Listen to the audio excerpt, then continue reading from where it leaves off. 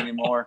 It's been kind of a process to get it turned high enough where it doesn't, you know, slide forward. Yeah.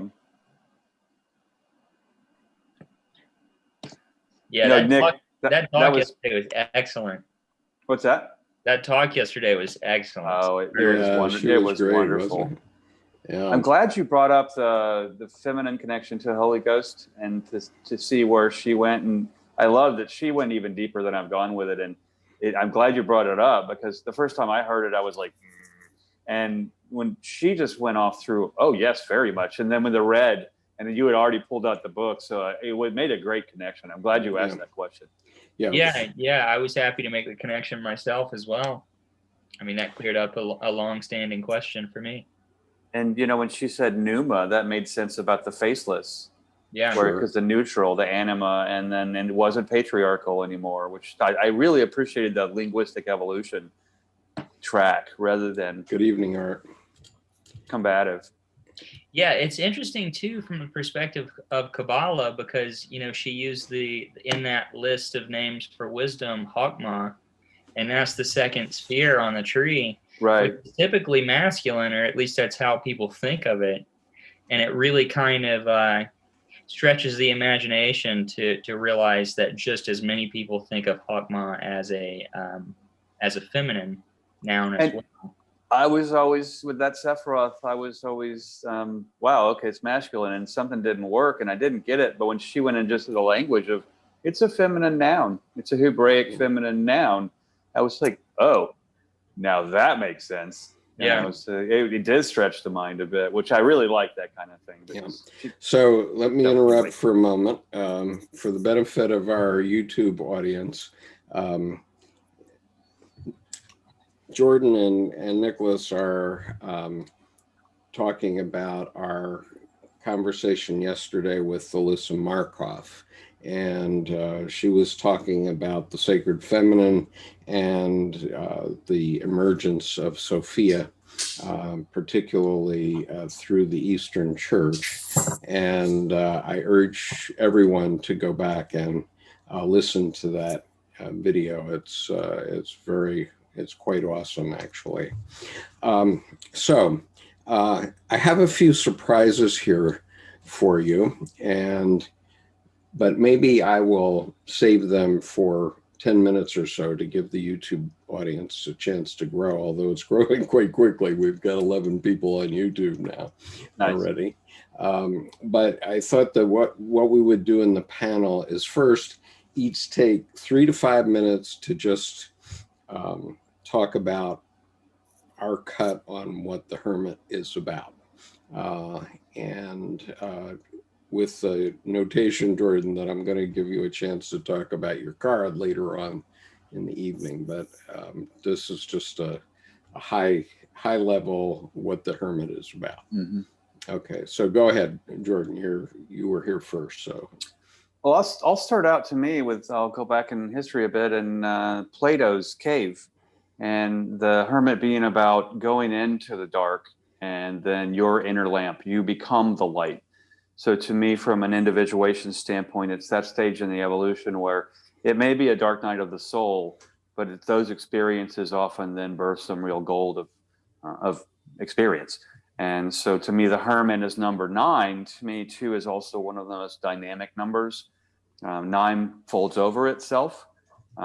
If you look at the multiplication tables, they go 18, 27, 36, 45. They flip 45, 54, then 63 from 36, and 72 to 27, and then 90 from 09, and 81 from 18. And it would seem, that might seem a little mundane, but if I take my 10 fingers and I touch the pinkies, there are 9, only these 2 are a pair, and then I fold the 2 over, and there's that.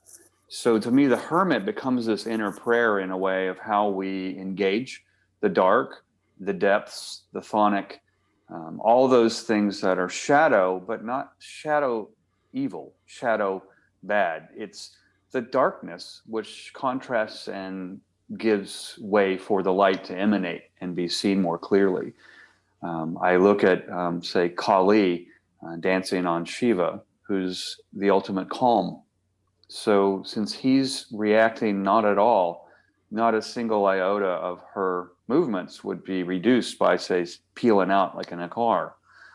So that makes her power all the more intense. So I would say that then, coming up to that example, I'll circle back around to the beginning to close and say that it's about that finding the intensity of the balance of one's own power in the dark with the light, so that both and come forward, moving into the wheel to move to the next cycle. Okay, Georgia, do you have comments on the Hermit? You don't have to be as effusive as Jordan was. This is me. So, can you hear me, Georgia? Oh, did you call on me? I'm sorry. Yes. My apologies. Well, first of all, I'm new to the group. In my youth, I read a lot of Jung, but I haven't been back to it in years. Loved it. And I haven't even played with the deck in a long time. I just was, when I saw the announcement of it, and the Hermit appealed to me. Mm-hmm. My unstable here. My two favorite cards are the Fool and the Hermit. And I identify with the Hermit in that I actually, well, I always liked it. It looked like a seeker to me, I actually, there's a part of me that is, the idea of being a hermit is very appealing. Therefore, the COVID isolation doesn't bother me a bit. I'm quite happy. And I have a very small room, almost like a little monk cell, where I live. And I'm just looking forward to hearing what everybody else has to say, because as I said, I'm new to the group, and thank you. Okay, Nicholas, your thoughts about the Hermit? Okay, so I have several notes just jotted down here, and I'll just give you a quick overview of some of those. The number one thing that came up for me, I was trying to think about what it can mean developmentally, and you kind of already touched on this, Jordan, in that it's the card number 9. So it's the end of the numeric sequence. It's really the completion, and every number beyond 9 is really just an iteration of one of those numbers, 0 through 9. So I think about completion, and it also being the antithesis of the Fool. And, they're both on a high mountain. And the Fool, it's kind of barren, there's not much going on. And then with the Hermit, it's snow-capped mountains, and he's surrounded by darkness, but he also kindles a light and shines it for all those that toil upwards towards him. So it made me think of sublimation. And I kind of started to follow that strand of thinking, and I came to kind of the strand of associations that it's the sign of Virgo is attached to the Hermit, and Virgo is an earth sign. So sublimation is about changing the fixed, the earthy, into something volatile or airy or spirit-like. So it's kind of the end of that sequence of 0 to 9, in that spirit has made its descent down through matter, and now it's on the upswing again. So those are just some of the associations that I had written down, and maybe we can go further into that later on. But I, aside from that, I have kind of the typical meanings associated with it, withdrawal, kind of meditation, and maybe a return back to solitude. Right. So Samantha, you were a little late, but what we're doing here is we're just each taking 3 to 5 minutes to say what the Hermit means to us. And then later on, a little later on, not too long, I do want to go back to Enrique Enriquez, because you had raised it before, and I have him, but I'm not sure your audio is on. Are you muted? Hello? Oh, now I can hear you. Oh, yes. good. Okay. Okay. Yeah. So could you just give us 3 to 5 minutes on your thoughts on the Hermit, to the extent you have any? Am I the last person? No, I'm the last person. Oh, okay, because I was going to be like, I want to take some time with it. Well, okay. we're going to take all evening with it. Yeah, no, I respect that. I get it. So Yeah. I'm just going to keep it rolling. So, I mean, solitude was already said, but for me, what it means is it's to do with COVID, you know, like being put in a state of solitude. And I think I'd like to listen to everybody. That's all I have right now. Okay. All right. I'm not so sure I had deep thoughts about reading the tarot when I first learned to do it. The way I was taught basically was that that the first 10 arcana are about physical life, about growing up through physical life, through being a sage old man or woman, and that the last 10 or 11 cards are about spiritual life and about getting into the spirit more. That's the way I was taught it originally.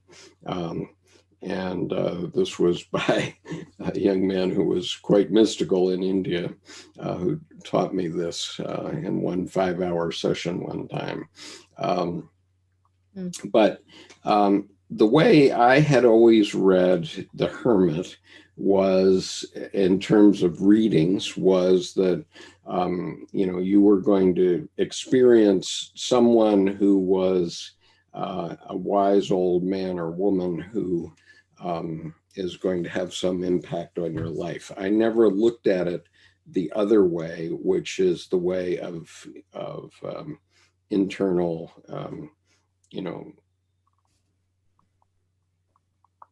sort of looking inward type of idea as an individual. And I see that that's a legitimate way to read it now. And so I'm all for that. And what I've set aside is a bunch of readings tonight where you can see the juxtaposition of the two ways of thinking about it, the meditational way of thinking about it and getting into your deep unconscious and working with yourself, your inner self, and the other, which is a way of dealing with somebody who comes from outside, but who is like a Merlin or a Gandalf figure who's going to give you advice and maybe be magic in some way. That's great. I have a whole list of characters written down on my notes here. Gandalf, Philemon, Moses, Obi-Wan, the list goes on. All of them. Yep. Obi-Wan, Yoda. Yes. What's interesting, you brought up a great point, Nicholas, about 9 and is the end of that cycle, and the rest are iterations of, and then to piggyback with skips, it becomes about spirit and the integration of that to those 9. And if you go 0 or O, I do circle for Fool rather than 0, but 1 through 9, and then skip over the wheel. The next 9 is 19, which is the sun, which is then the other counterpoint. So as I think you said, antithesis, and I'll use counterpoint, but it's just semantics in a way. But it's such a great connection you made there with then the end of that cycle at 9, and then the wheel becomes the manifestation of the Fool. And the present is perpetual. That's all there is. Right. This vast. Anyway, so go ahead. Right, and I do want to take us back to there is a comment on the YouTube channel from Michael who says that as a Hebrew speaker, I can attest that Chokmah is indeed feminine. Okay. Yes. And thank you. And I have always thought that was the truth, the case. It never occurred to me that it was masculine, but. Well, in terms of the pillars on the tree, that's just the symbolism that's ascribed to that side of the tree. And I think it's probably thinking too literally to say that it's only masculine and the other side is only feminine, and especially not in terms of biology. Although I've thought that same way myself, and it's just hard to reconcile thinking of each of those spheres in the supernal triad as being really male and female. Right. Now, I wondered if you brought up a point just now, though, with the pillar itself is masculine, but then the sacred feminine within the masculine shokma. So that, and then I wonder over on the male, if it begs the question on the female side, if then those sephiroths are the sacred masculine within the feminine. So rather than rectifying, maybe it's a both and, that the pillar itself is the spine, and then the other gender or other feminine, feminine versus masculine will then be on that, the fruit basically of the other, the anima, the animus. Certainly a both and particularly higher on a tree, that's more of the case. Right. Whereas low is not. So, right. Or now, before we get too far into this, I have a show and tell here of some exciting things that have been happening to me about the tarot in the last week that I have to share with you, including one that happened today. So you recall that I spoke to you a week or two ago about the Splendor Solas deck, right? Yes. Okay. Well, what I had forgotten was that I had gone on that website and they were selling a book, and that there was going to be a limited edition of the book that was large. And so I got this big box in the mail from the UK, and lo and behold, I got the book. nice. Yeah, let me I wanted to ask you, because I was considering ordering that deck. I mean, those photos I have in a book, but to see them arranged in the sequence of the tarot would be phenomenal. And I wanted to ask you, did the little booklet that you had shown us in previous meetings, did that come with the deck? Is that yes, part? yes, it did. And I'm going to tell you something about it here. So Okay. here's the book. And lo and behold, I did get a signed and numbered copy of the book. I scored it. And so Congratulations. so don't dawdle, because there were going to be 78 signed and numbered copies of the book.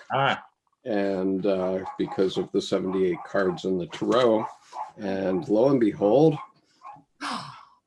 Oh, come on. Yeah. 77. I got number Wow. 77 of 78. And as you see here, Marie Angelo has signed my book. So I scored the collector's item. That got the canary. Is that a good turn of phrase? I don't know if that was. Yeah, something like that. Yeah, you look very happy. Is what Yeah. Well, I'm pleased with it, and I'll put it up for auction. Well, that's kind of a 9. I mean, not the numbers, but you come one before the wheel, Right. one before the 78, Right. one before the end. So you got that one. So these sets can still be favorite. purchased. Yep. These sets can still be purchased from the website. I just want you to make you aware of what the set is, though. But you may not be able to buy the signed and numbered book, which will be a collector's item, and unless you go order it right now, okay? Because the word's out. But with it, I got this nice little bag to hold the cards in with gold thingies, and another set of the cards. So I now have an extra set of the cards, I might consider an extra set, you say? Yeah, I wanted to get the signed book, and so I opened it and looked at it, and it actually is absolutely identical with the small one that comes with the deck. Oh, wow. Okay, so strictly speaking, you don't need the larger book, but except maybe for the dust cover. The dust cover has some more information on it, but on the back cover here. But other than that, it's I went through it page by page, and it's actually the same thing. The difference is, if you're an old guy like me, having the larger book is very nice. So I don't know. May I ask you a question? Surely. So I remember reading somewhere that if you're working with a deck closely, it's good to get two because you can use one for readings for yourself or others, and then another one for meditation to leave out. And I was just wondering if you've ever tried that. Well, I'm my thinking about doing that. I'm thinking about doing that with this, as a matter of fact, because I still have one of them that's in the package. And I want to, I'll mention that because that sort of mystical superstition, but it's more than a mystical superstition, is, is relevant.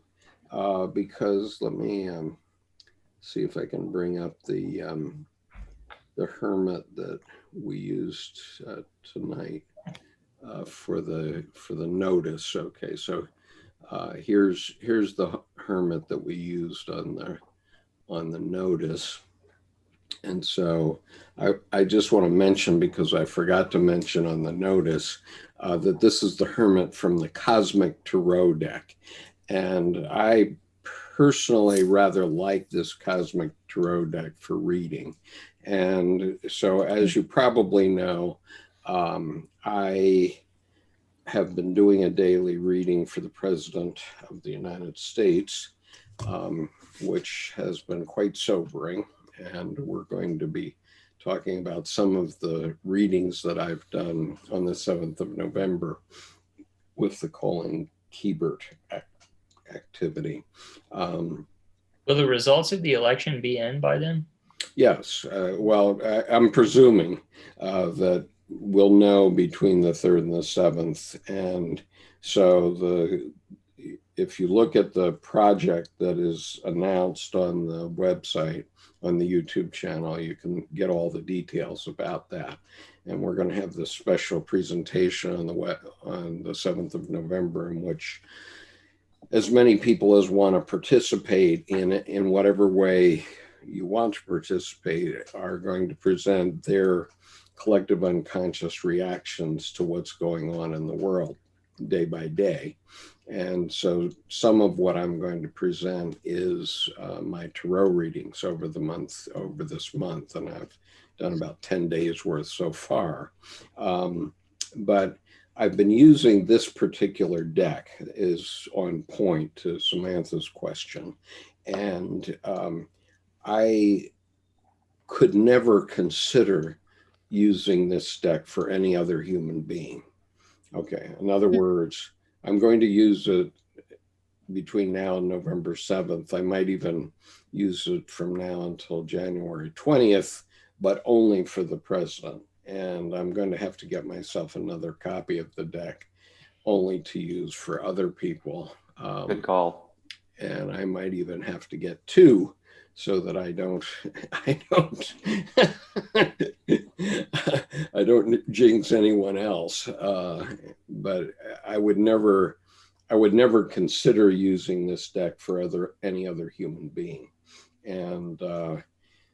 And so I used it tonight because I particularly like the Hermit card, and I'm going to be talking about other Hermit cards all evening, but this is the Hermit card from the Cosmic Tarot, which is my, at the moment, preferred card for reading,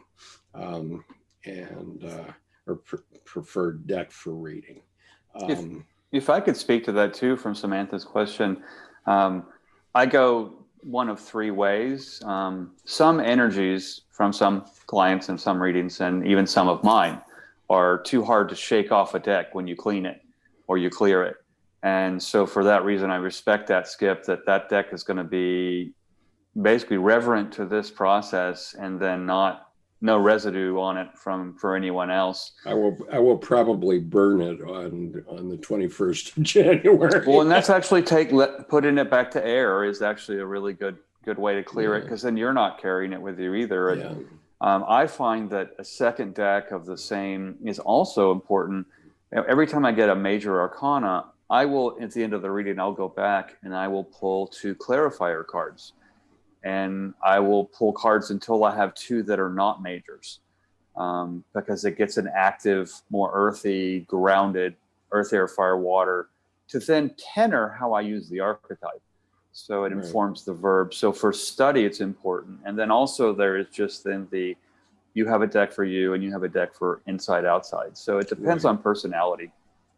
Right. Now, there are a couple more comments from Michael here about this issue of Hakma. So he says, the idea of fee/male does not apply literally, but either way, in Jewish tradition, Hakma entails the type of deep understanding one gets at a single glance, while Bina is a more linear, detailed view, understanding. So logos versus eros, I think, and also intuition, and which typically is a more feminine trait, although anybody that's a tarot reader is probably an intuitive also. So, and then he says, in my humble opinion, Hakma is the more female of the 2 in the Jungian context, as it applies to the more intuitive side of understanding, while Bina applies to the more detailed view of things. Okay, so logos versus eros. And Nancy says, is the Hermit of the card male? Not necessarily, as you'll see, Nancy, because we're going to do the she-wolf tarot here shortly. And also, if you look at the crone tarot, there's a great example of Hermit, just simply masculine is Hermit, Plato's cave, or the crone, maid or mother crone, becomes the counterpart. Oh, look, there we go. Yeah. And Samantha is showing us the mother piece card, yes, which we have a mother piece deck. It's in my filing cabinet, which we have used for 30 years. But I did use it when I was teaching divination, but I haven't used it lately. In the next week, if I find myself some time, I'll dig out my mother piece deck. But meanwhile, maybe Samantha can tell us about it also. And so anyway, but I'm not finished with my surprises. Okay, so another surprise is I went into Barnes and Noble for the first time in 6 months, because I don't go there often. Or I haven't gone there since the COVID began. And I always knew that there was a set of shelves with tarot decks. And I just wanted to go in and look and see if there was anything that I hadn't seen on Amazon that I might get interested in. And so what I found was that the tarot section in Barnes and Noble is now almost as big as the Bible section. Okay, interestingly. And so I did pay, and there were quite a number of decks that I hadn't seen on Amazon, and this is one of them, the Starman Tarot. Yes. Okay, and this is by the artist. Carol? Pardon? Is this a David Bowie thing? Yes. Right. And so this is by David de Angelis, who was inspired by the artworks he created for David Bowie, and so he's done a series of cards, and then I said, wow, that because Eva had said that David Bowie was her muse, and showed the picture of him dressed as a starman when he also sings about Kabbalah. He has a song called Station to Station that Gether to Malkuth. Right. Tree of Life. Yeah. Yep. So I picked it up thinking Eva would like to see this, but then when I got it home, I still had it in the wrapper, And I said, maybe I should just make a gift of this to Eva because I really bought it thinking of her. So I sent her an email and asked her if she had seen it. And she said, "Oh yeah, but I didn't like the pictures." So I tried to send it back. But what's the picture you're showing me? Oh, that's David Bowie. Okay. Listen, yeah, this is from the Vision of the Muse tarot. But it's not really tarot, it's an oracle deck. It's an oracle set. Okay. Just one Bowie. Not a lot. Yeah. Okay. So energies are something, and one of the energies was once Eva told me that she didn't like it and she tried to send it back. And I hadn't opened it. So then that night I went to bed. In the middle of the night, I woke up because I couldn't sleep. And I said, okay, I'm going to open this and take a look at it. And what I found was that the images were giving me a headache. But then I started to read the book, and I found that I really liked this book, the book that goes with this set. And so what I'm going to do, and plus I have to admit, some of the images are really starting to grow on me. Okay.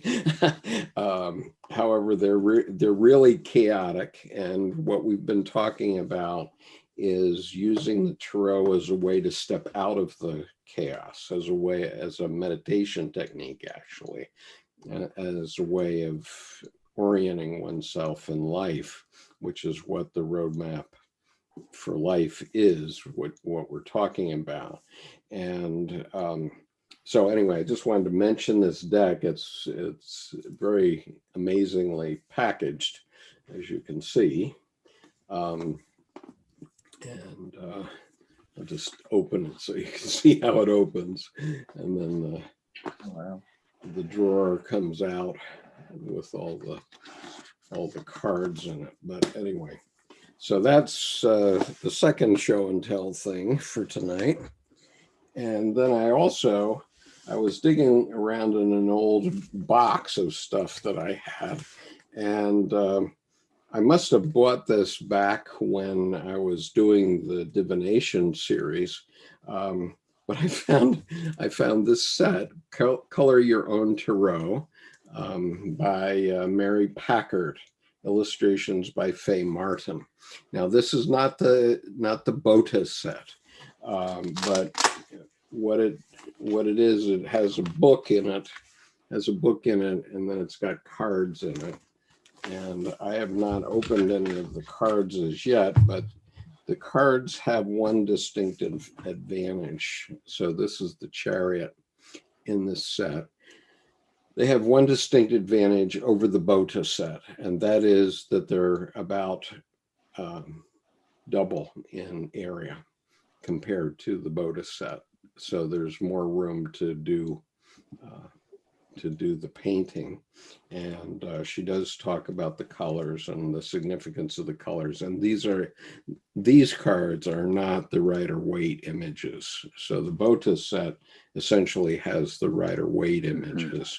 These are new images, and I rather like them also.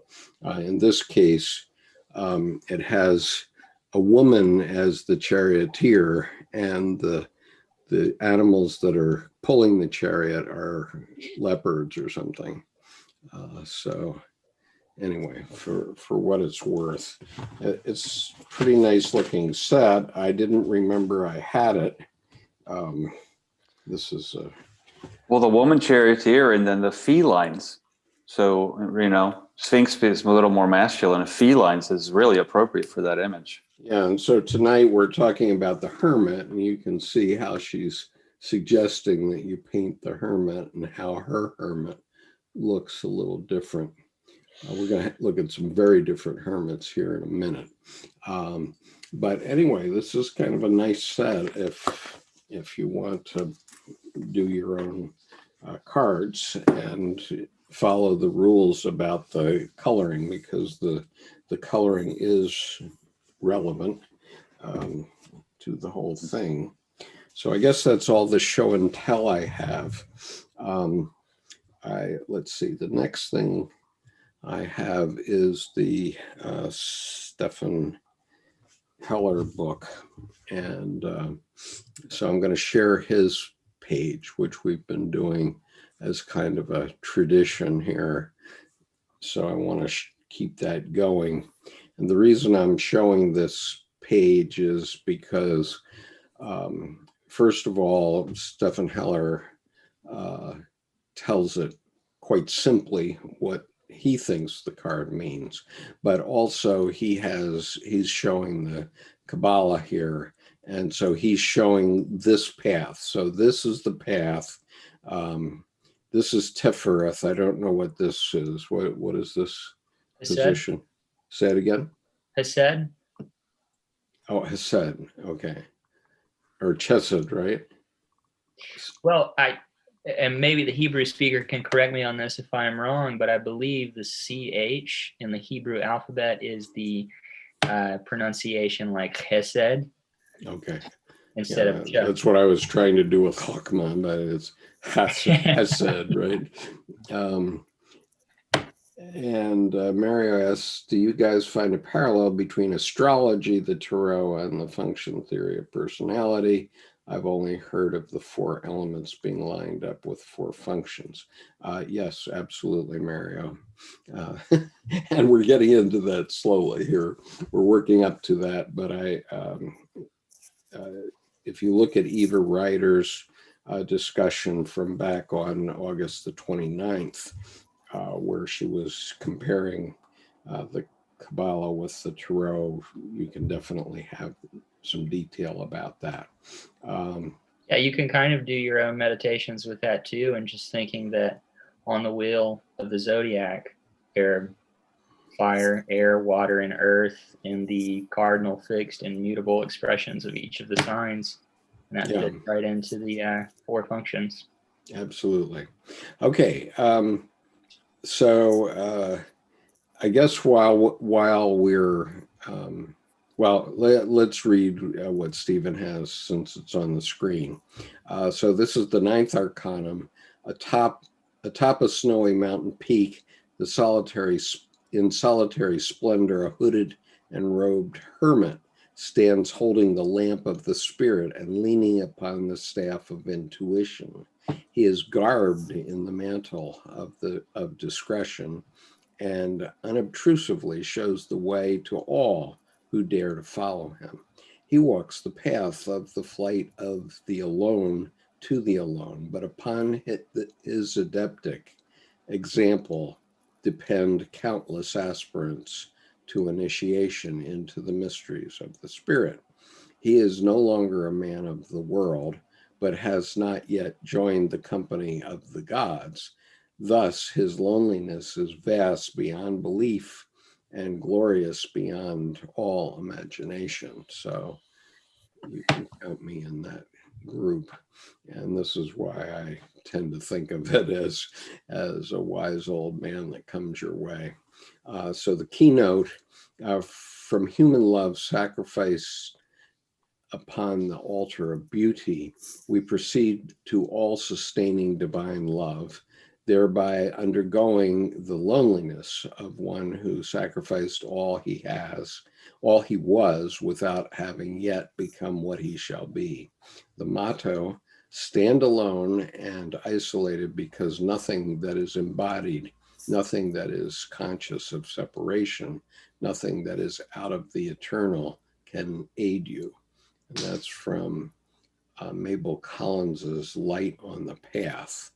And then Stefan's meditation on this. In the lonely hour of my soul, thou comest to my chamber, O beauty and love sublime.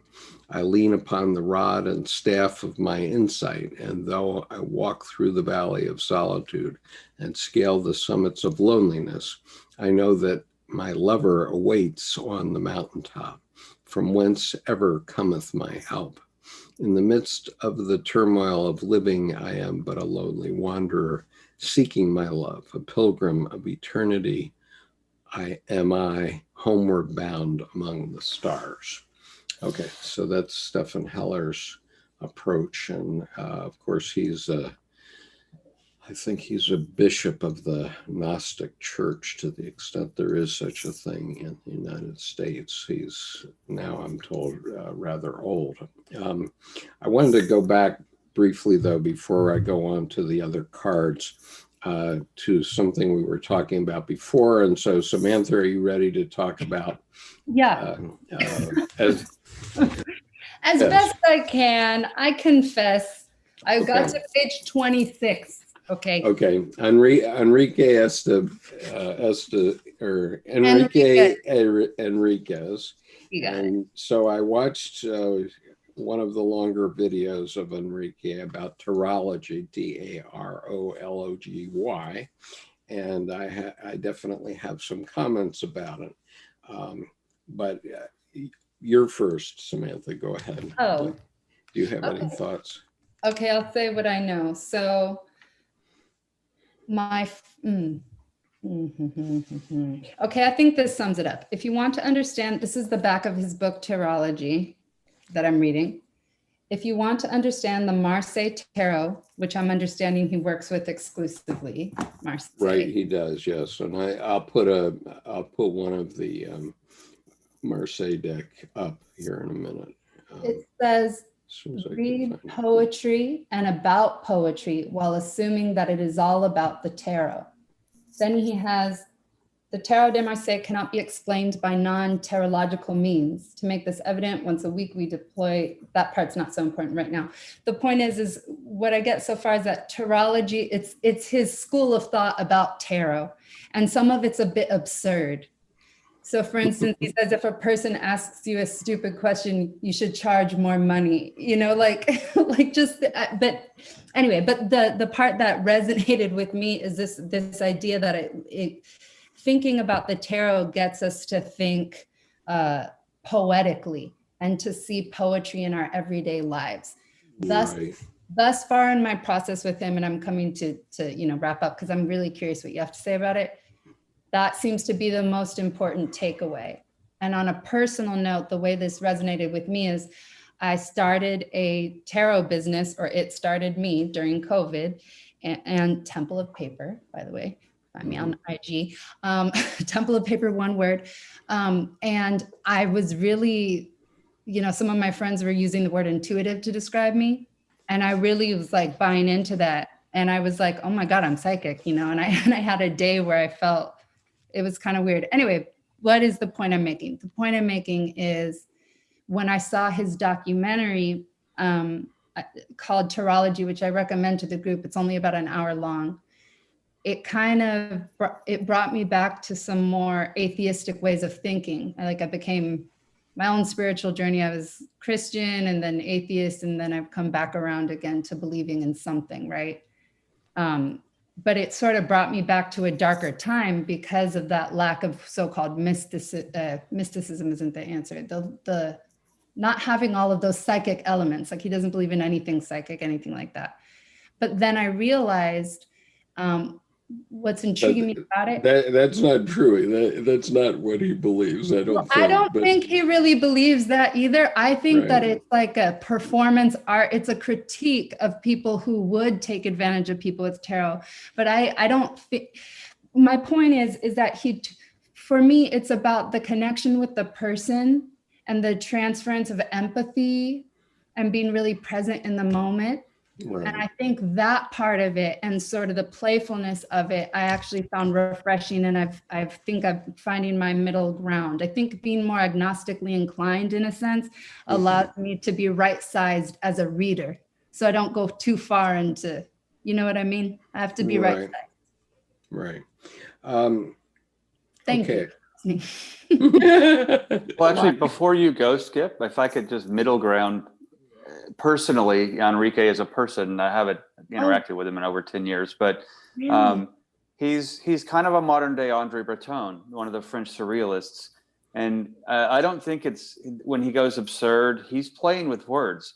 He's using words and letters as imagistic writing and not the associations of the letters. And that then is divination in a way. He gets things from that. So in the sense, he's digesting language by playing like a juggler, which can be absurd and look like a carny trick. but he goes so far into the character simply because I would say he would be, rather than you have the empathy to reach across, he would not. He would be him, they would be them, and the connection would be the space between, because that way it's two strong personalities that are sharing. He's very serious, and he's very intellectual, and he's very thoughtful, and at the same time I think he just gets to the top of the mountain from a different way.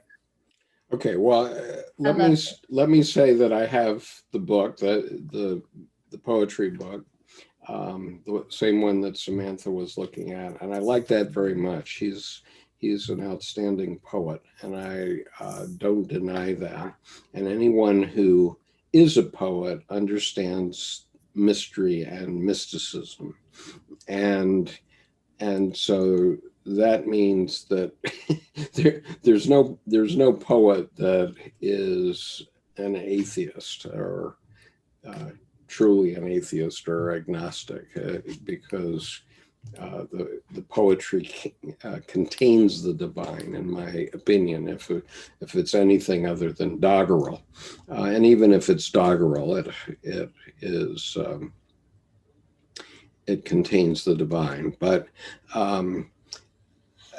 so for those who haven't seen the movie yet, what Enrique does is he works entirely with the Marseille Tarot. And he asks you to interpret each card as you would interpret it. And, so it happens that I was reading the Jodorowski, which I thought I had here. Oh, I do have. All right. So I will read it later. So I'll read you what Jodorowski says about this card a little bit later. But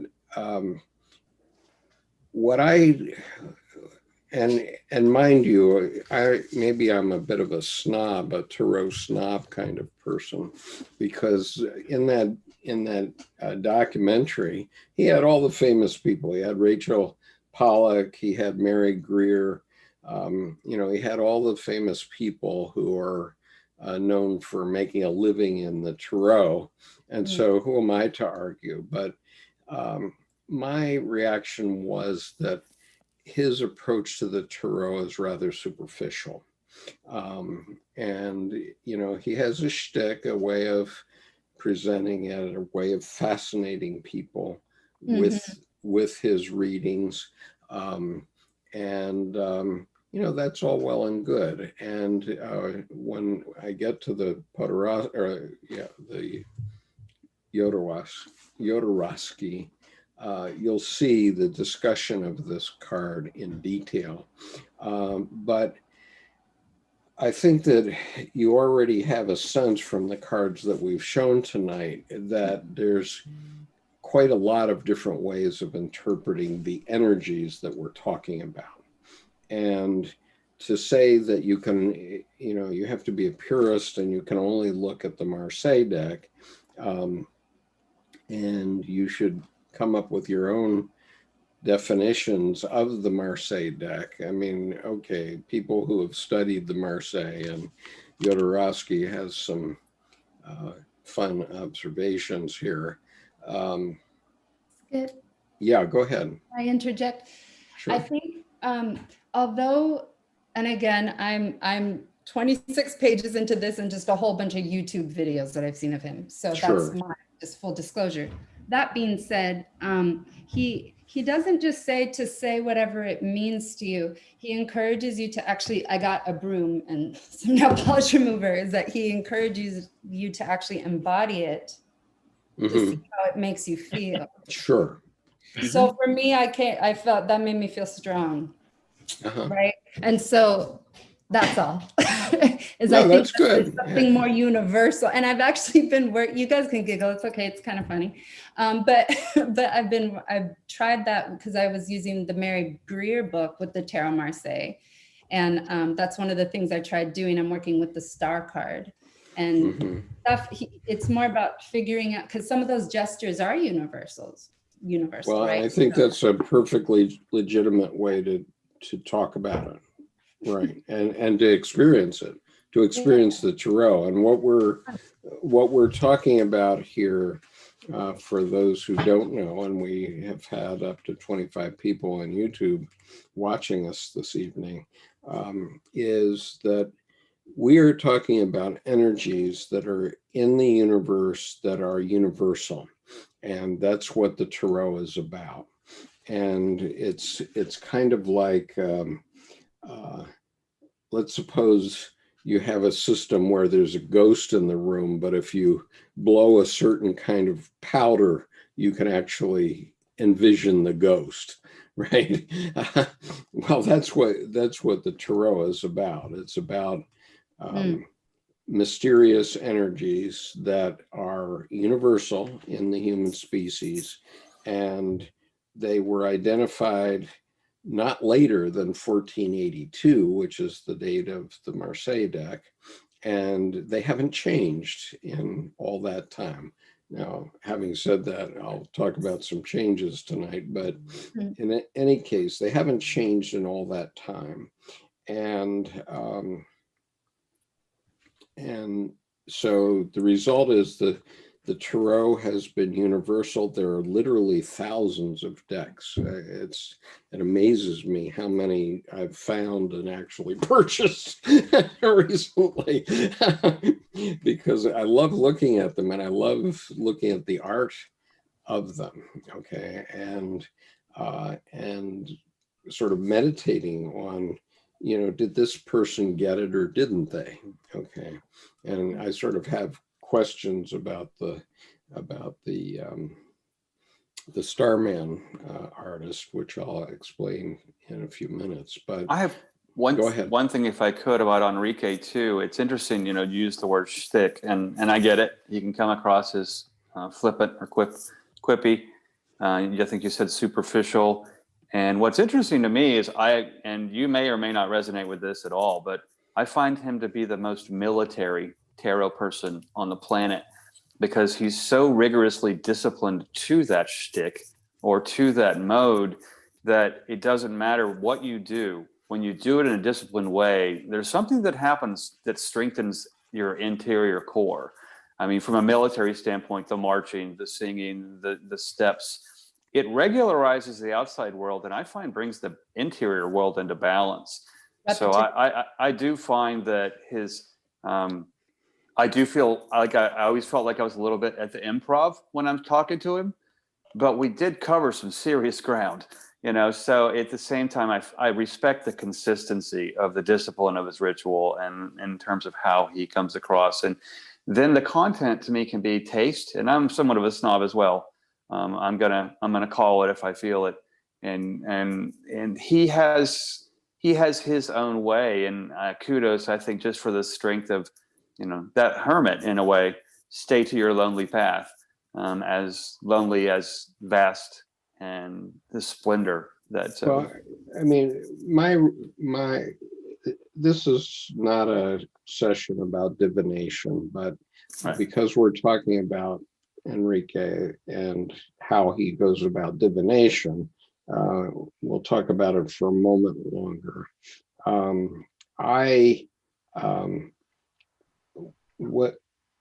What I have trouble with is the fact that he, in effect, makes light of the tarot.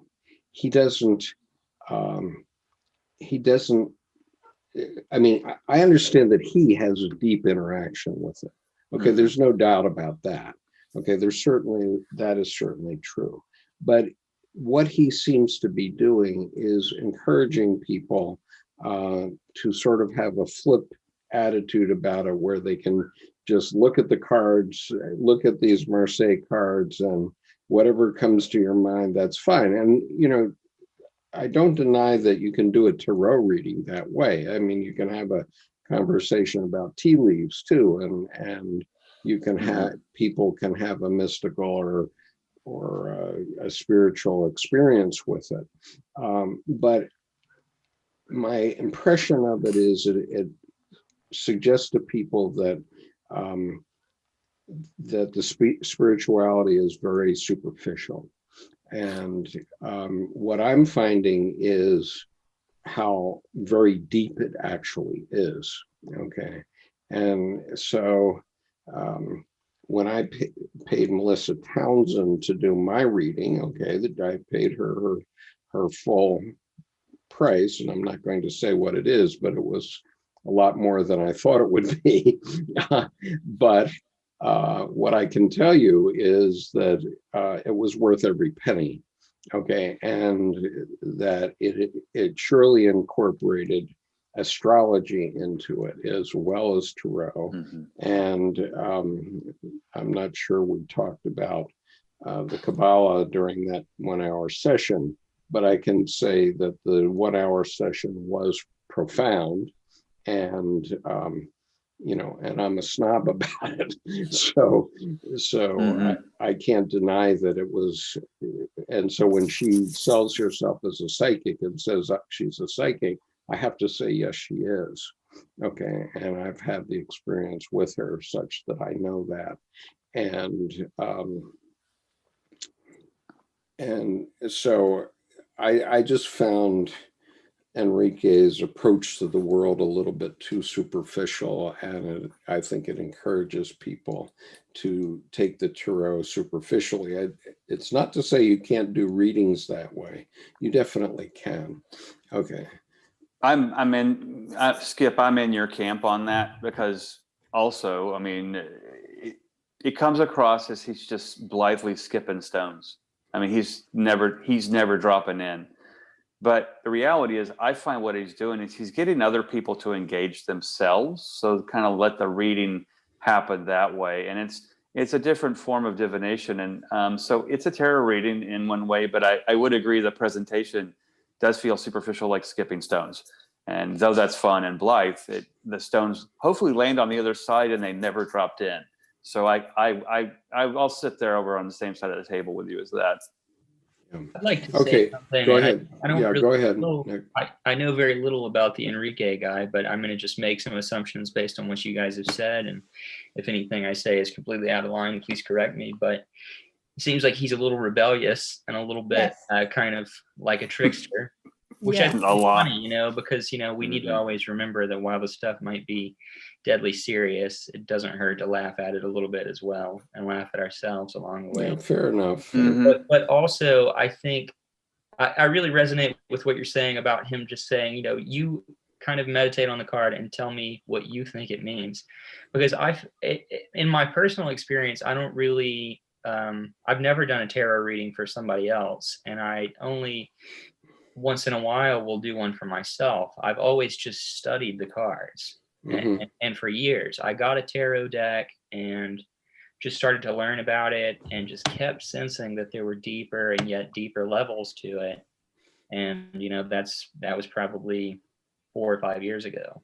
And I still, and I do want to get into some of those deeper levels. But what I'm saying is that I think that, you know, in just meditating on the cards, whether that be just sitting and staring at the card, or just reading it from a place of being a fool and not knowing what the strenuous details of the cards are, I think the cards in their own way begin to have an effect on you as much as you have an effect on them. I agree with that entirely, and I agree that Enrique's approach works. He's the fool. Pardon? I think he's the fool. Well, we're all the fool. I'd call him more Loki or Jester, because the fool is a non, but I get the sentiment completely. The motley fool. Yeah, and there you go. And Nicholas, and the thing is, you've taken king in a way that isn't threatening to the king.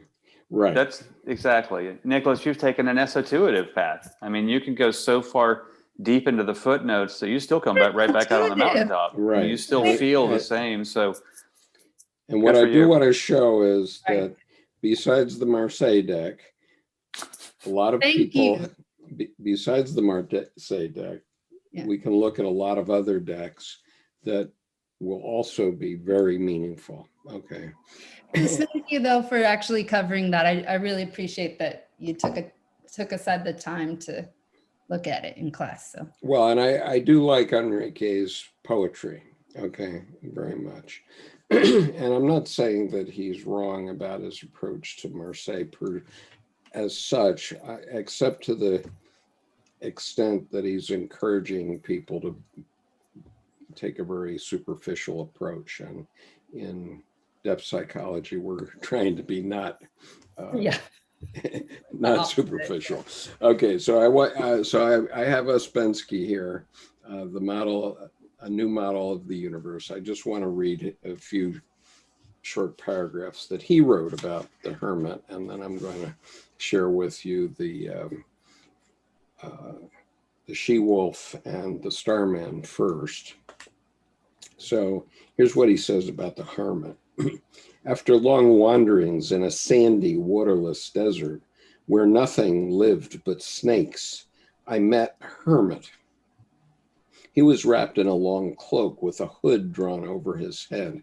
In one hand, he held a long staff, and in the other, a lighted lantern. Although it was broad daylight and the sun was shining, I searched for man, said the hermit, but I have long since abandoned the search. Now I am searching for buried treasure. Do you wish to search for it? First, you must get a lantern.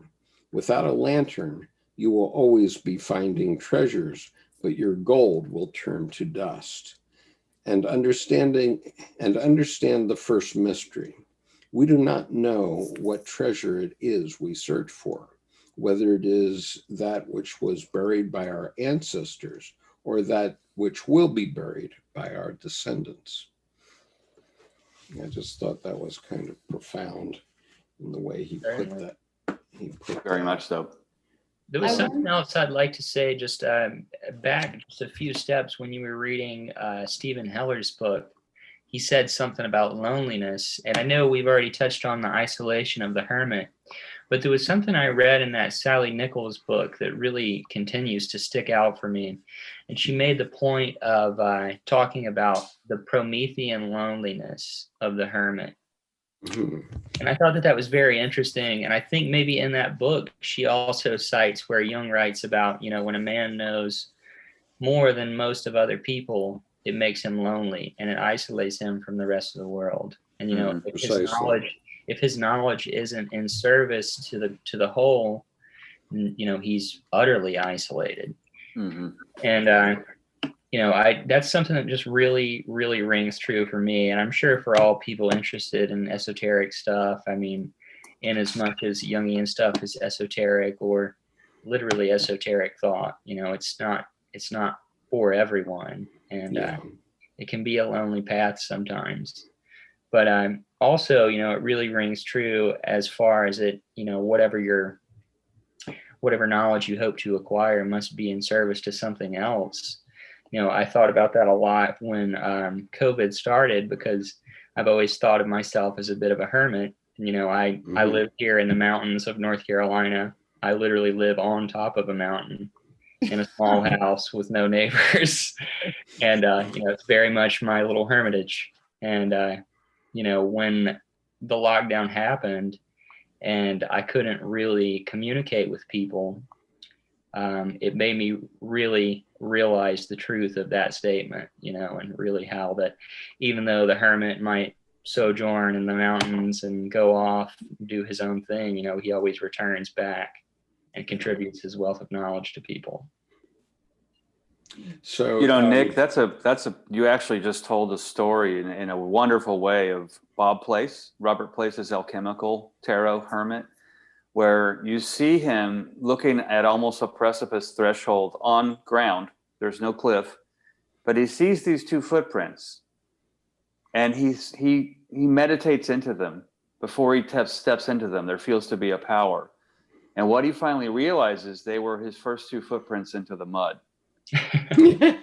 Except now he's gone all the way around the cycle of this iteration, and they're no longer mud. They are cured concrete stone, almost earth. Oh, wow. And he slips his feet into his own steps, fully supported, and then continues. And you just reminded me of that story. That also reminds me of something. I have a tarot group that I attend monthly in Johnson City, Tennessee, close to here. Mm-hmm. And recently we were talking about the Hermit card, and my teacher pointed out the fact that he holds a staff, and we were talking about the 0 through 9 thing, and in the 0 card, the Fool is also holding that exact same staff. But now it's on the ground. Yeah. Right. And he becomes a placemaker, because that's the Omphalos. The high priest would site a sacred building by walking to a spot, squaring the shoulders, and then he would step aside, because he would feel the place of power, but he would step off of it, and he would seed the earth by planting the staff, and they would orient the building, the sacred structure, from that iteration. So that's a really good point, where the Fool has his Huckleberry Finn stick, or Tom Sawyer stick. Yeah. And then that grows up to a staff that he then plants and goes into. You know what else I'm thinking about this? I was wondering while you gentlemen were talking, I was thinking, why is the lamp lit if it's the daytime? And you were reading about that. And then I realized, at least in this image, I pulled out all my Hermit cards for reference. So I don't know if yours shows him, he's looking down, he's watching where he's going. The Fool is not watching where he's going. And I think the lamp in the daytime may mean, it's the opposite. It's like a hyper vision. Not only is it daylight, but I see even more clearly. And which to me has to do with maybe clairvoyance, like. It has to do with knowing. With knowing. A clear knowing. Well, then that. Knowing of experience. No, knowing. The lantern in the day is I see within always. Even in the light, I still see within. A lot of people, it's more magical at night, but it's more difficult during the day. Overactive chakra right here. I think that's. I like your concept though, hypervision. I mean, you'll see that coming up in a card that someone close to me created. When Skip shows it, and I'll pause right there for that. But yeah, okay. So moving on, I just want to go back to YouTube for a minute, because Michael gave us how to pronounce. Oh, wonderful. The CH sound. He says you don't have this sound in English, but it's not an H. It sounds from the throat, which is trembling a bit to make a rough, rasping noise. Now, like chokma or chokma. Yes. Yeah. Okay. So that's a sound, Michael. And with all due respect, I cannot make that sound, because in 1998 I had the back of my throat removed, and so I no longer have a uvula or any of the parts of my throat that would make that sound. Oh wow. But thank you though, Michael, and please join us in the future if you're so inclined. Yeah. And so there's some other good conversation. Skip, I love your stories. There's always something getting removed, like that I didn't know about. I didn't know. Skip is like Michelangelo and David. The thing is, it's about removing all the unnecessary marble to get down to the real beauty. Skip is bionic, or you could be bionic if you want to. Well, I am bionic because I have an artificial ankle and an artificial knee, and I'm about to have an artificial hip. I've been altered many times, I can tell you. Yeah, you know about the sacred dismemberment, okay, literally. So now I want to talk about art for a minute. Yes, please. Because with tarot decks, everybody has their different style of art. And I just want to urge everyone to go out and buy art from living young artists, okay? Because when I was in Japan, at the time I was getting paid quite a lot of money, and over a 5-year period, I bought about $100,000 worth of art from 2 artists. And I haven't thought about them in years, but because when I divorced my first wife, she glommed onto almost all the art. She let me take a very few pieces. And so we just happened to be thinking about these artists the other day for like the first time in a decade. And so I said, well, let's look Sarah up and see how she's doing, and look Daniel up. They were a couple in Japan in those days. And so lo and behold, the pieces that we have that are sort of the dregs of the collection that I had, we have a piece over my bed that I think I paid $900 for. It was a lot of money at that time, but they're now selling a similar piece for $20,000, and a number of the other pieces that we still have, or my ex-wife still has. I mean, that investment made many years ago at a time when I was rolling in dough in Japan is probably worth over $1 million today, I guess. So anyway, I just, that's a prelude to looking at these next two cards, which I want to say that they're not my favorite pieces of art, but I urge everyone to look into tarot decks and to look into artists who are producing tarot decks, and maybe buying some pieces. If you find somebody young enough, they'll sell them for relatively lesser prices. And oh, by the way, young artists sometimes become older artists, and they become very valuable. That's wonderful that you would be the patron and seed their development, because part of art is being able to continue. I mean, when life T-bones you and you have to stop painting, or you run out of paints, and then you're not painting anymore, and you may still be an artist. But so that's wonderful that you took that on to consciously. I'll just give you an example, another example, which was Gertrude Stein, Alice B. Toklas, and the Dizzy Cone sisters. The Cone sisters, they were all gay, and they lived around the turn of the 20th century in Paris. And between them, they collected a huge amount of art from Van Gogh, from Monet, all these guys. Mm-hmm. And now there's actually a wing in the Baltimore Museum of Art near where I live, because the Cone sisters were daughters of a railway magnate. They had bought all this art, and now it's in the museum, and you walk into that room and you say, oh my God, this place is worth about $5 billion now. Right.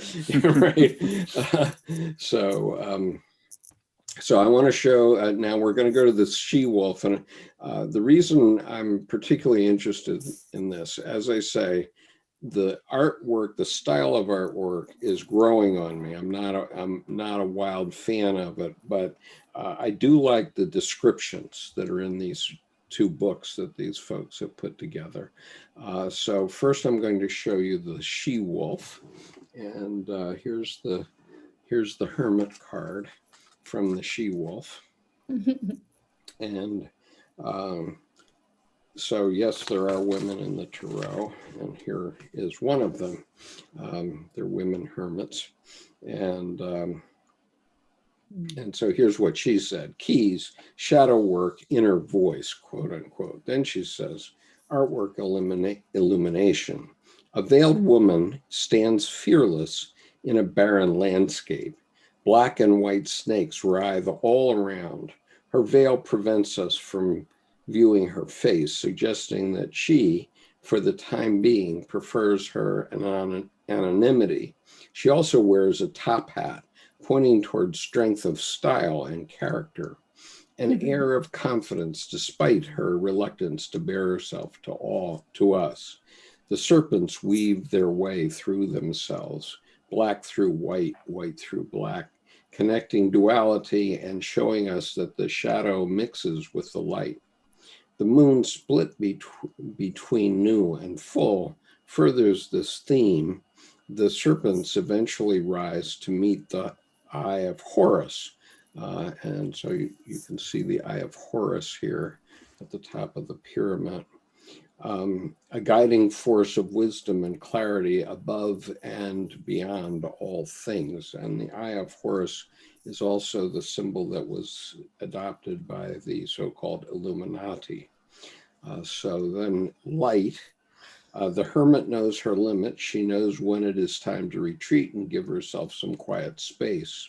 She is not a shrinking violet. She is a strong lone wolf when she needs to be. The influence of others may inundate us at times, so much input and conflict. Sometimes it is crucial to step away from this and hear only the inner voice. This inevitably leads us down the path of shadow work, and we become a turbulent time in and of itself. The inner world is rich and full of wisdom, but we must pass through gate after gate of self-understanding and testing along the way. Integrating the shadow and accepting it is part of this wisdom. Once the hermit emerges from this inner world, she is much more equipped to handle what life has for her. This passage of solitude is a crucial stage of the journey. The master voice will likely be much stronger after this time. Shadow, okay, so that was the light side. The shadow side, as with anything, there are extremes with the hermit experience. If we've been hurt and we retreat into ourselves for too long, we might find it difficult to emerge again. There may be a lack of trust in others that affects our ability to connect with the outside world. If this is the case, we must be gentle with ourselves and not overexpose. Take it slowly and dip some toes in, slowly soak the whole foot, and so on. We don't have to tackle things all at once. Mantra, I embrace the inner path towards my truest wisdom. So that's what she said. She is, let's see, this is written and edited by Divine Wolf and published by Serpent Fire. So does anybody see anything in this card they'd like to talk about? Leaving aside. I see two specific things that go with the hermit. And one, the concept of the Ouroboros, the snake that has completed bite in its tail. But the light snake bites the dark tail from the upper snake that's snaking through. And the dark snake bites the tail of the light snake from the above that's sneaking through, because they both have their own tails off to the bottom, coming in from the unconscious and out to the conscious, as one point. And then the second, the Eye of Horus up top, in neuroscience, if you do a sagittal cross-section of the brain, it cuts right through both hemispheres, but there's then the amygdala, and it's considered the seat of the soul. And the cross-section of that organ of the brain looks just like that. If you Google sagittal section of the brain, you will actually physically see an Eye of Horus within you. Yeah, I've wondered about that exact same thing, like where the Egyptians just like cutting people's heads in half. They did brain surgery. I mean, they actually have found cranial records with holes drilled through the skull, but the calcification indicates bone grew back. So the hole is smaller than it originally was drilled. So the theory is that they did successful brain surgery or operations. Wow. Thank you for sharing that. I would like to share a few things. Yeah, sure. One is how it makes me feel. Yeah, by all means. Powerful to see it. And one of the first things that stood out to me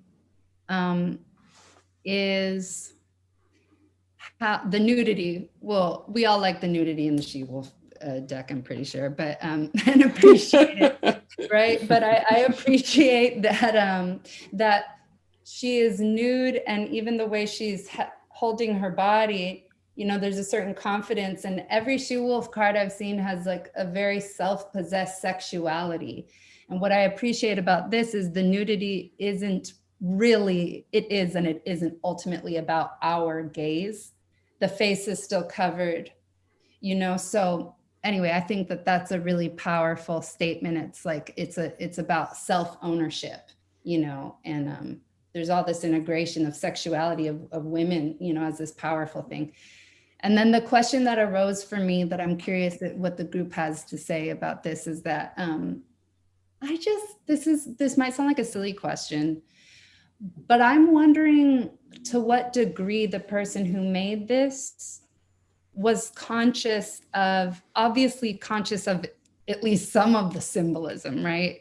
The Eye of Horus. Oh, for sure. Oh, for sure. The no black, doubt. Yeah. The black and the white. But I just wonder if there's any element that, I wonder if every single element is symbolic or if there's any unconscious aspect of it at all. I could respond for the artist, but as an artist as well, I find that the structure of the art itself was probably an unconscious diagram that she scribbled out from who knows where, and then it evolved. So the kind of whole oak tree and a seed of a sketch, that I think every piece, I see every symbol in here as being consciously resolved artistically, especially even the hard delineation right through the middle from her top hat through the dark side and the light side of the moon.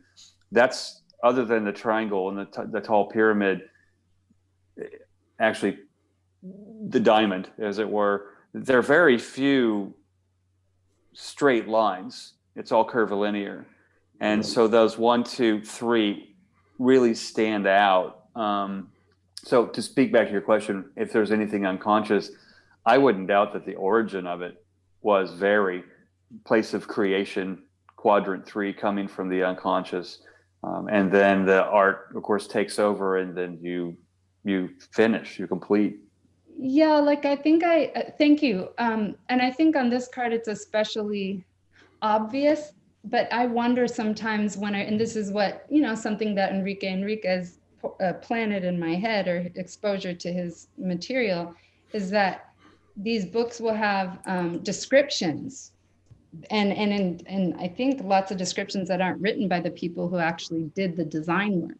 So I just wonder to what degree is, and it doesn't mean it's not truthful. You know, we have a collective unconscious, and, you know, our own subjective reality that then recreates that outside of us, but, you know, in shared meanings. But maybe it's more of a philosophical or rhetorical question as to like how much of that was already embedded or already conscious on the artist's part, and how much of that is then being interpreted later. Yeah. I would like to offer a perspective on that.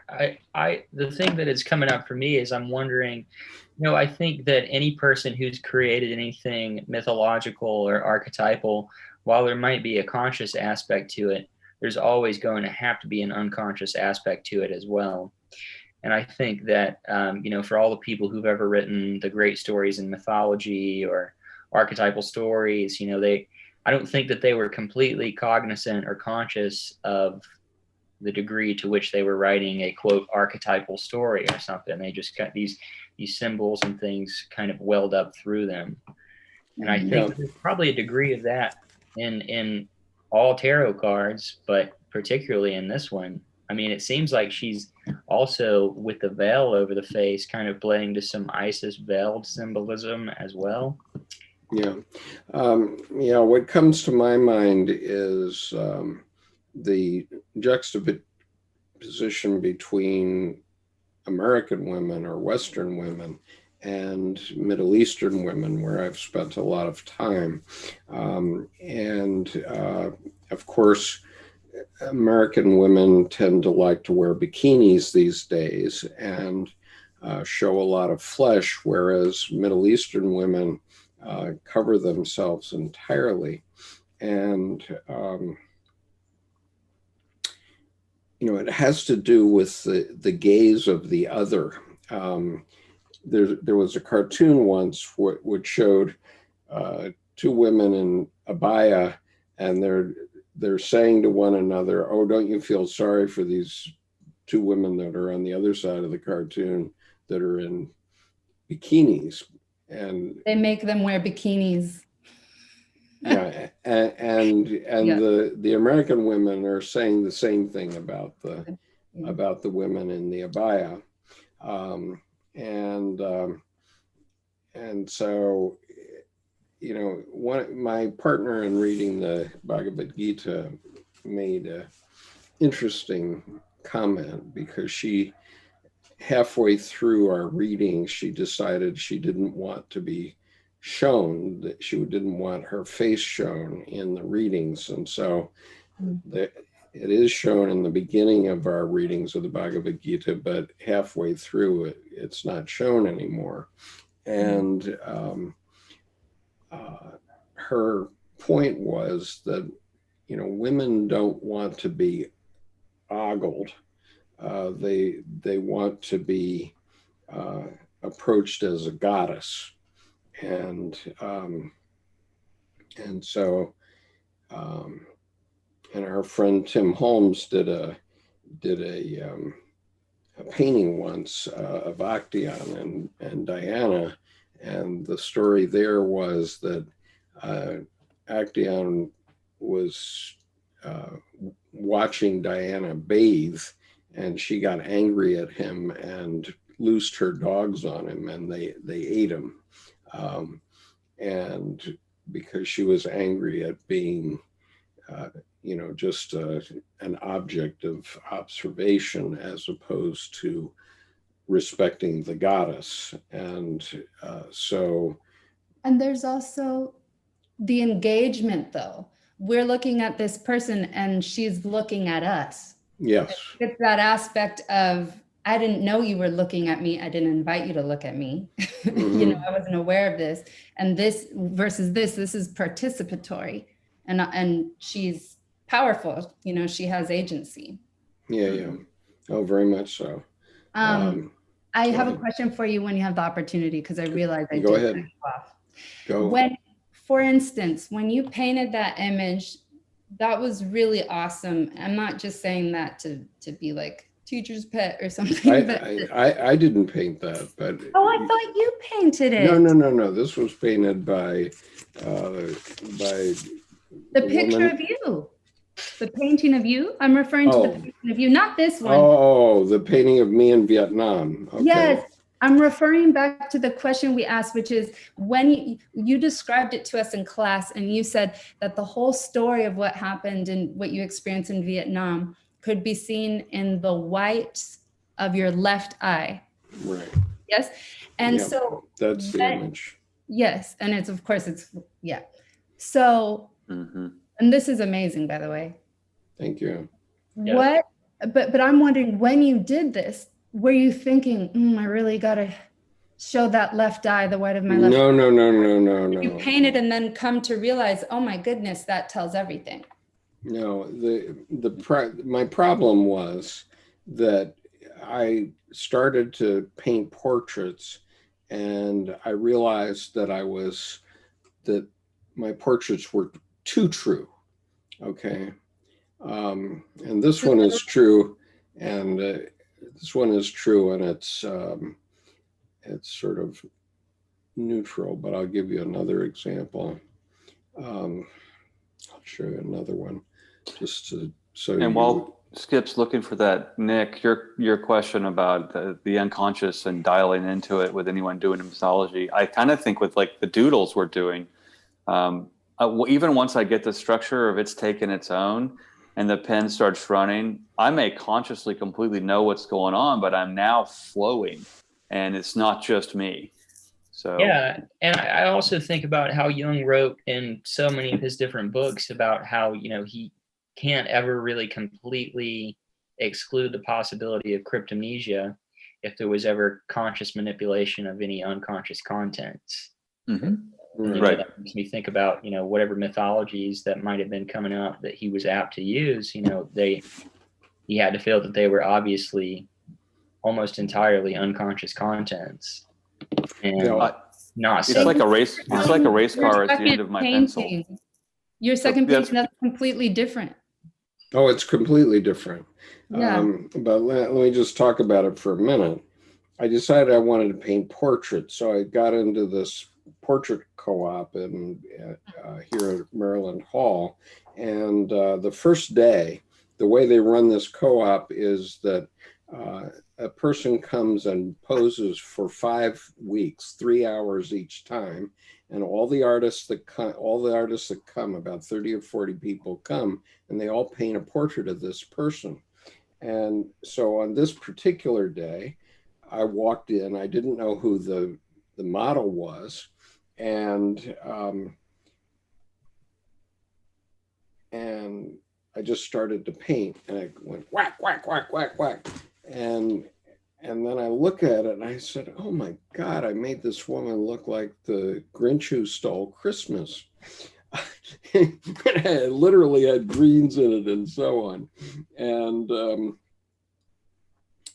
so it turned out that this woman was the executive director of Maryland Hall for the Arts. Okay, and so she then proceeded to buy all the portraits.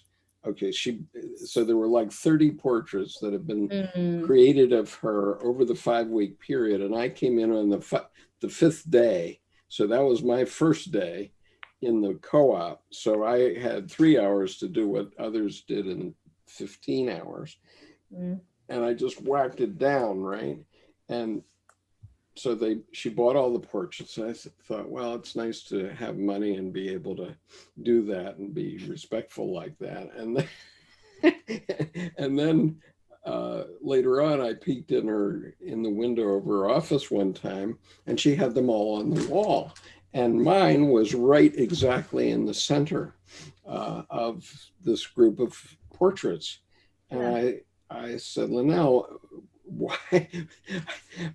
I felt I was embarrassed about this portrait and the fact that it was the Grinch who stole Christmas. And she said, "Oh no, that's my favorite because it is exactly how I was feeling that day." Nice. And so what I learned over time is that when I paint a portrait, unfortunately, I paint the truth. Why is that unfortunate? Well, wait a minute. That didn't work right. Some clients won't pay you when they see it. Well, I mean, you could never sell it. Are you seeing this portrait?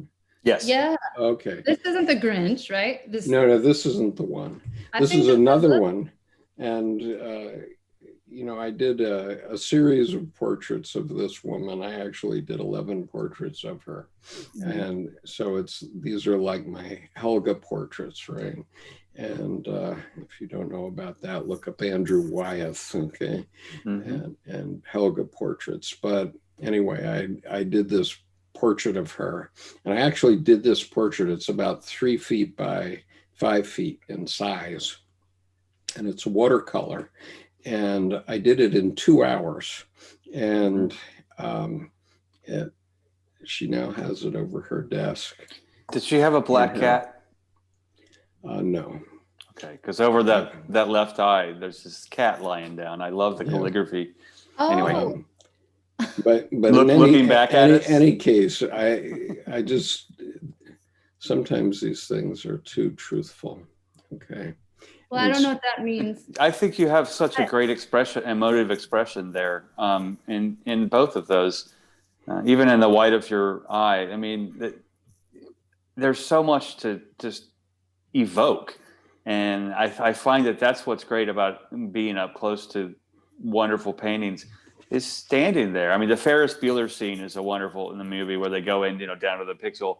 It's kind of funny, but when you can actually be that focused and mesmerized in wonderment and just travel with the painting. The point of I'll say this and then I'll stop because I know you want to move on. But the reason I asked that is because I think sometimes maybe we take for granted, and I don't mean in a way of taking it lightly. I'm not saying there's no symbolism at all. I mean, obviously there is. We all know that, we wouldn't be here. Simultaneously, the artist, the thing that compels the artist to create, I think oftentimes it's something that you yourself know as you're creating it until after the fact. The point is the painting needs to be painted. It must be. Right. And then it's compelling because you used your momentum, you went with it. And only later you thought, wow, the white of my left eye. And when you said that in class, I remember thinking, wow, that's spot on. And I think all of us felt that way. We're like, oh, wow. Yeah, well, I mean, there were 2 photographs of me. One setting out on an operation in Vietnam, looking very cocky in my helmet and so on. And then one 3 days later with 3 days growth of beard. And after a man had just, fortunately it was an enemy man, but a man who had just been killed about 50 yards behind where I was standing in that picture. And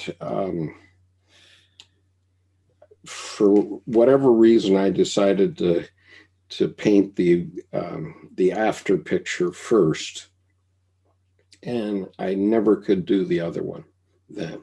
I just couldn't do it.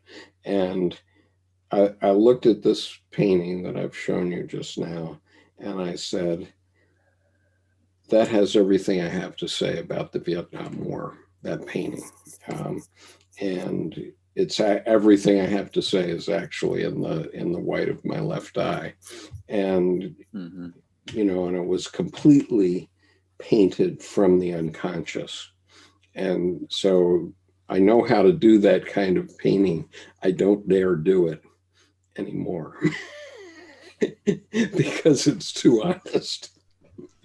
Well, it's interesting you say that, because that's where I felt like I was having that Jungian break in between 1993 and 1995 with my oil paintings. They were very thonic and dark, and I was like, I dare not say the words in my head. And even if I couldn't articulate the words, they were like, they'll cart me away.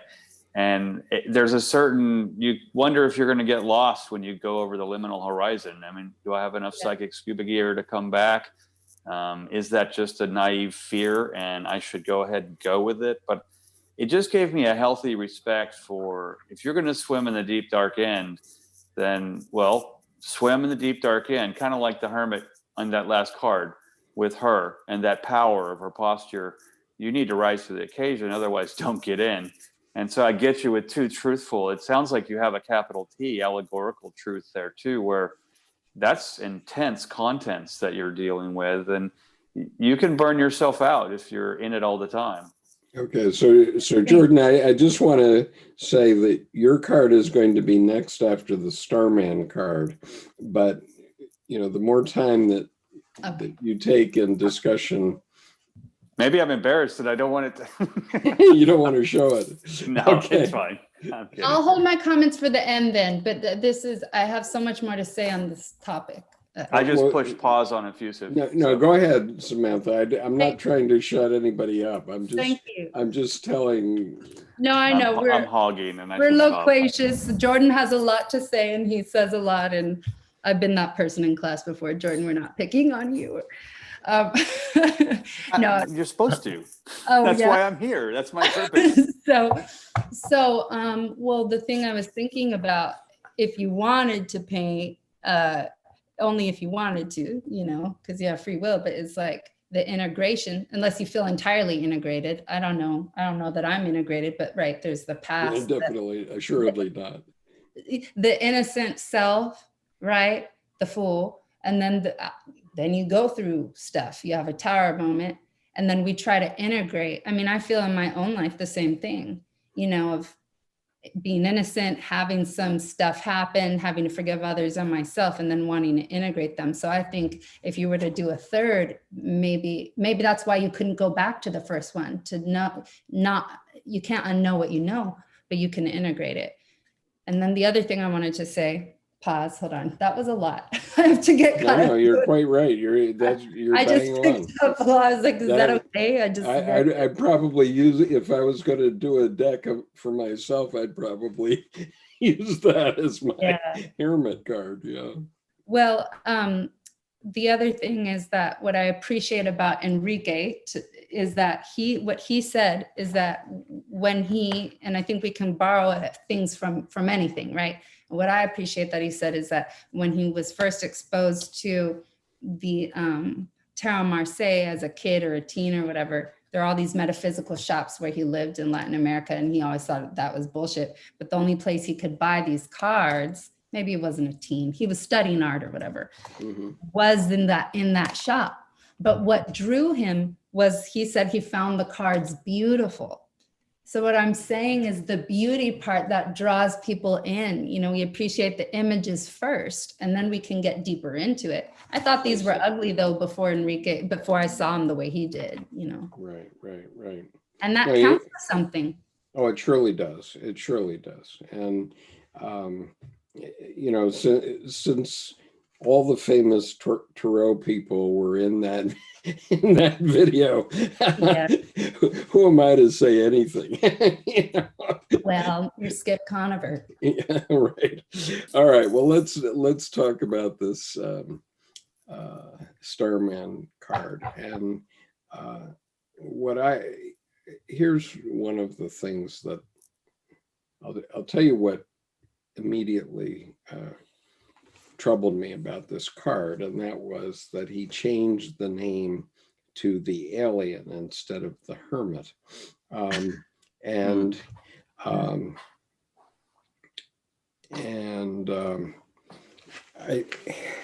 the Torah on the right? I beg your pardon? Not the book, but to the right in the bottom third. Is that like calligraphic Aramaic or? Yeah, or it might be that kind of writing that doesn't actually say anything. Backwards. Oh. Maybe not. It looks like a letter viewing it from the back. There's a word that people use now in the new age. I forget what it is. I think it's Lyrian. It's something where they write and they don't know what they're writing, but they say it's some alien alphabet. Right. And that's Andre Breton from the 40s and 30s with automatic writing. If we look at the back of this deck, I don't know if you can see this, but in the back of the deck, it actually has that kind of writing that you can't read. Okay, that's forget what they call it.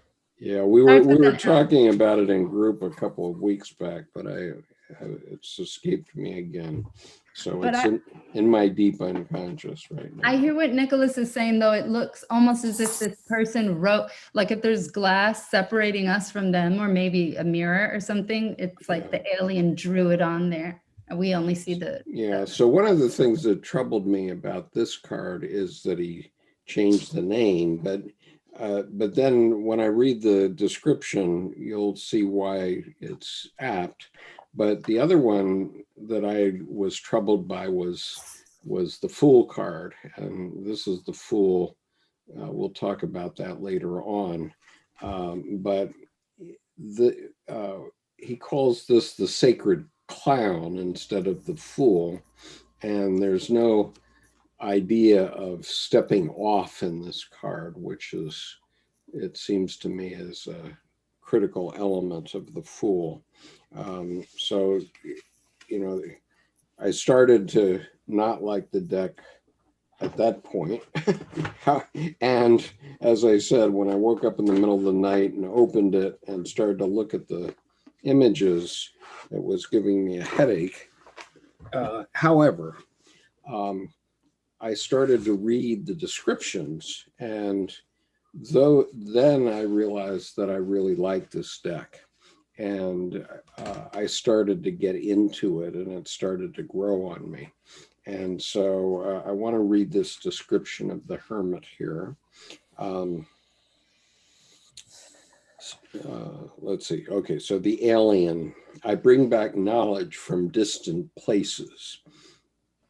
In the Starman Tarot, the Alien replaces the Hermit card, which traditionally invites the receiver to turn their attention inwards in the act of contemplation and inquiry, to retreat from life and ask the big questions. The Alien is different. He arrives from the void with ideas, wisdoms, and technologies, a translucent presence glowing with the sacred geometries and universal pattern of the flower of life. In culture, the figure of the alien has moved away from cults into the mainstream of popular culture. Their symbolism continually evolves, often a repository for the fears and phobias of a segmented and disconnected population. It is easier to jack into the fantasy world of cyberculture rather than talk to our neighbors or families about anything of meaning.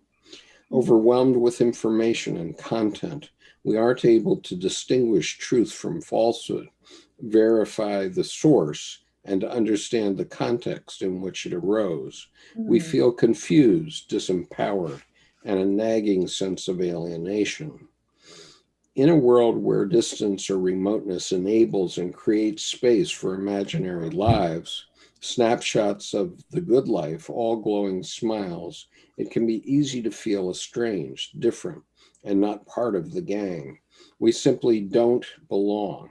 This alien, though, is here to lead you back home to yourself. The alien, the outsider, the rebel, the stranger, the one you have feared yet also secretly desired, is here to remind you that you are perfect as you are, beneath the mask of cruel imperfection. He represents your own hidden or lost wonder and miraculous powers, the parts of you that have become alien to you. In the difficulties of life, the learning, the rules and consequences of family, school, work, and relationships, parts of ourselves must remain hidden, suppressed, denied. Parts of the whole remain hidden and unknown. The alien signals your urge for freedom. Naked, untainted, there are no masks. There is no great cover-up. He catalyzes self-discovery and ignites the drive to question, challenge, and dissolve the walls that box us in. There is a remembering, the semblance of something more astonishing, more beautiful and utterly miraculous surfacing. The rekindling of dreams, new possibilities, new worlds. He invites you to weave your earthly wisdom into new forms and expressions that have never existed before. He lifts you way above what you thought was possible, way beyond what you thought was you, lifting you out of your personality and its defenses and placing you back into yourself, whole and complete. The alien who carries spectacular visions and wonders must always seek a way home to the stars, the light from afar being in this world but not of it, reminding you that you are always, no matter what, on a journey back home to the light. Reversed, it is time to come in from the cold and engage with the world, putting your insights to work. Having shut yourself away, believing yourself to be powerless, dislocated, and at odds with society, it's time to make your way back into the garden of reality, bearing your gifts. There is much that needs transforming in every domain so that your pick and set to work, bringing your new possibilities and realms of being. And then there's in red here, it says, the alien hermit, know your worth. You are perfect the way you are. Be free. Seek answers within you. Go deeper and understand more of the universe. Take the time to do something you've never done before. Reversed, stop hiding. Step out from your hibernation and engage with others. Help those around you transform. Bring your ideas into the world. Okay, so I rather like that description, but other comments about it? I love that. I love that. I love that. And the other thing I want to say is what I love about this is that, so it talks about inward reflection. It refers to that, but it's much more, I want to say, for lack of a better word, extroverted, in the sense that you need to go, yes, there's time for inward reflection. It's important, but we also need to engage with the world in order to learn. So I love that it's talking about this alien that goes out into outer space to bring all this knowledge back. Same thing for us. We got to go out. We got to make mistakes. You know, we have to have successes in order to help others. We have to participate. So I'm loving it. 10 out of 10, 9 out of 10. Yeah, the imagery and the text of this card to me are so evolved and such a wonderful. When I first saw it too, my head jumped a little bit, but that's often what happens with beauty. It's striking, literally. And the two things that just jumped out to me almost immediately, besides that writing, were the greyhound or wolf way up top on the mesa in the back left, little bitty black, and then the DNA strand. Look way back up there. I thought it was a chair at first or a tree, but it looks like a greyhound dog, and but it's way back in the background. And that was the speedy human in a way. But this DNA strand, the golden DNA strand. You're talking about this? Now go over to your left on the top of the mesa. Now go down. Yeah. Right there, the little black figure. If you zoom in, I think that's a dog. Got equalized. Yeah, but where's the DNA strand? Well, it's down in him. Right his midsection of his body. Okay, this is what you're talking about. Yeah. He starts at the navel. It connects to the top of the pelvic bone or the pubic bone. But what's in the middle of that spot, 2 acuinches before the navel, is the hara, H-A-R-A, or 1 point. And the Japanese kanji meditation nin, I-N, N-I-N, which is 9, also correspondingly, is a circle of the hands, Tao, T-A-O, focus on the moon through the circle of your hands. And so that's that interactivity. And when you were reading that text, the story there, I get it, where if you didn't like the image, then you read it and you look back, it's like, okay, I'm in. 10 out of 10. Yeah, well, I mean, I have to admit, I had half a bottle of wine that night. And so I probably had a headache from the wine. And then I opened these cards, and the whole deck is like this, or even more complex than this. And I'll share some more of it as we go on. Nice. But the point is, it's not particularly my taste in art. I mean, I think I would be more inclined. And let me put the two up together here. I wonder what it has to do with David Bowie, though. Starman, just alien. Starman. I mean, the only thing it has to do with David Bowie is that the guy that did the deck was the guy that did 2 of David Bowie's albums. Okay, so here's the 2 pieces side by side. Okay, now for me, the one on the right, I mean, as I say, it's growing on me, but it's not a piece I would have in my house. The piece on the left, also I was not particularly thrilled with it to begin with, but I could imagine having, a large painting of this in my living room if I had an ultra modern living room, right? And give people something to talk about. So what I say to everybody here, all the people on YouTube who are watching this, is go find some young people who are working on tarot decks and buy copies of their original art or prints of their original art before their deck is out, right? If you like it. Or tarot readers, young tarot readers. Absolutely. Hashtag Temple of Paper. But I was going to say. Tarot readers like me and Jordan. Well, you got to live. You have to pay for food. But Nicholas, sure. I wanted to speak to what you were saying. Is that David Bowie had a lot of alien imagery, and I think that to describe himself, he dressed up as an alien. There's the whole Starman thing and Major Tom and all that. So I think that this was expressing his his sense of alienation in the world. And I have an associate actually who's transgendered, who one of their theories is they think he might have been like a trans woman who never transitioned or whatever. Whether that's true or whether that's just symbolic of the alienation, I think that's why it's significant. And this especially, and like what you were saying earlier about there's a sense of alienation. Also, if you might have gifts that aren't appreciated, if other people, it's foreign to them.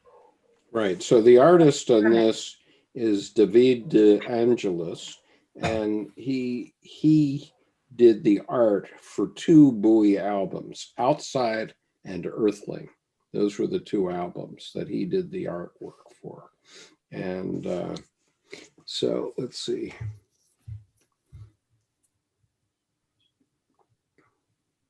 Are we going to go over the Splendor Solas deck for this card? Splendor Solas. Yes. I want to. I promised Jordan to be next, so I'm going to stop that share. Well, I think whichever one you want to go forward. I mean, I like your Hermit. So if you can give us your Hermit take in like 5 minutes or less, I'm okay. I think I'll take your lead. I'll take from my book this time, and just that intro piece.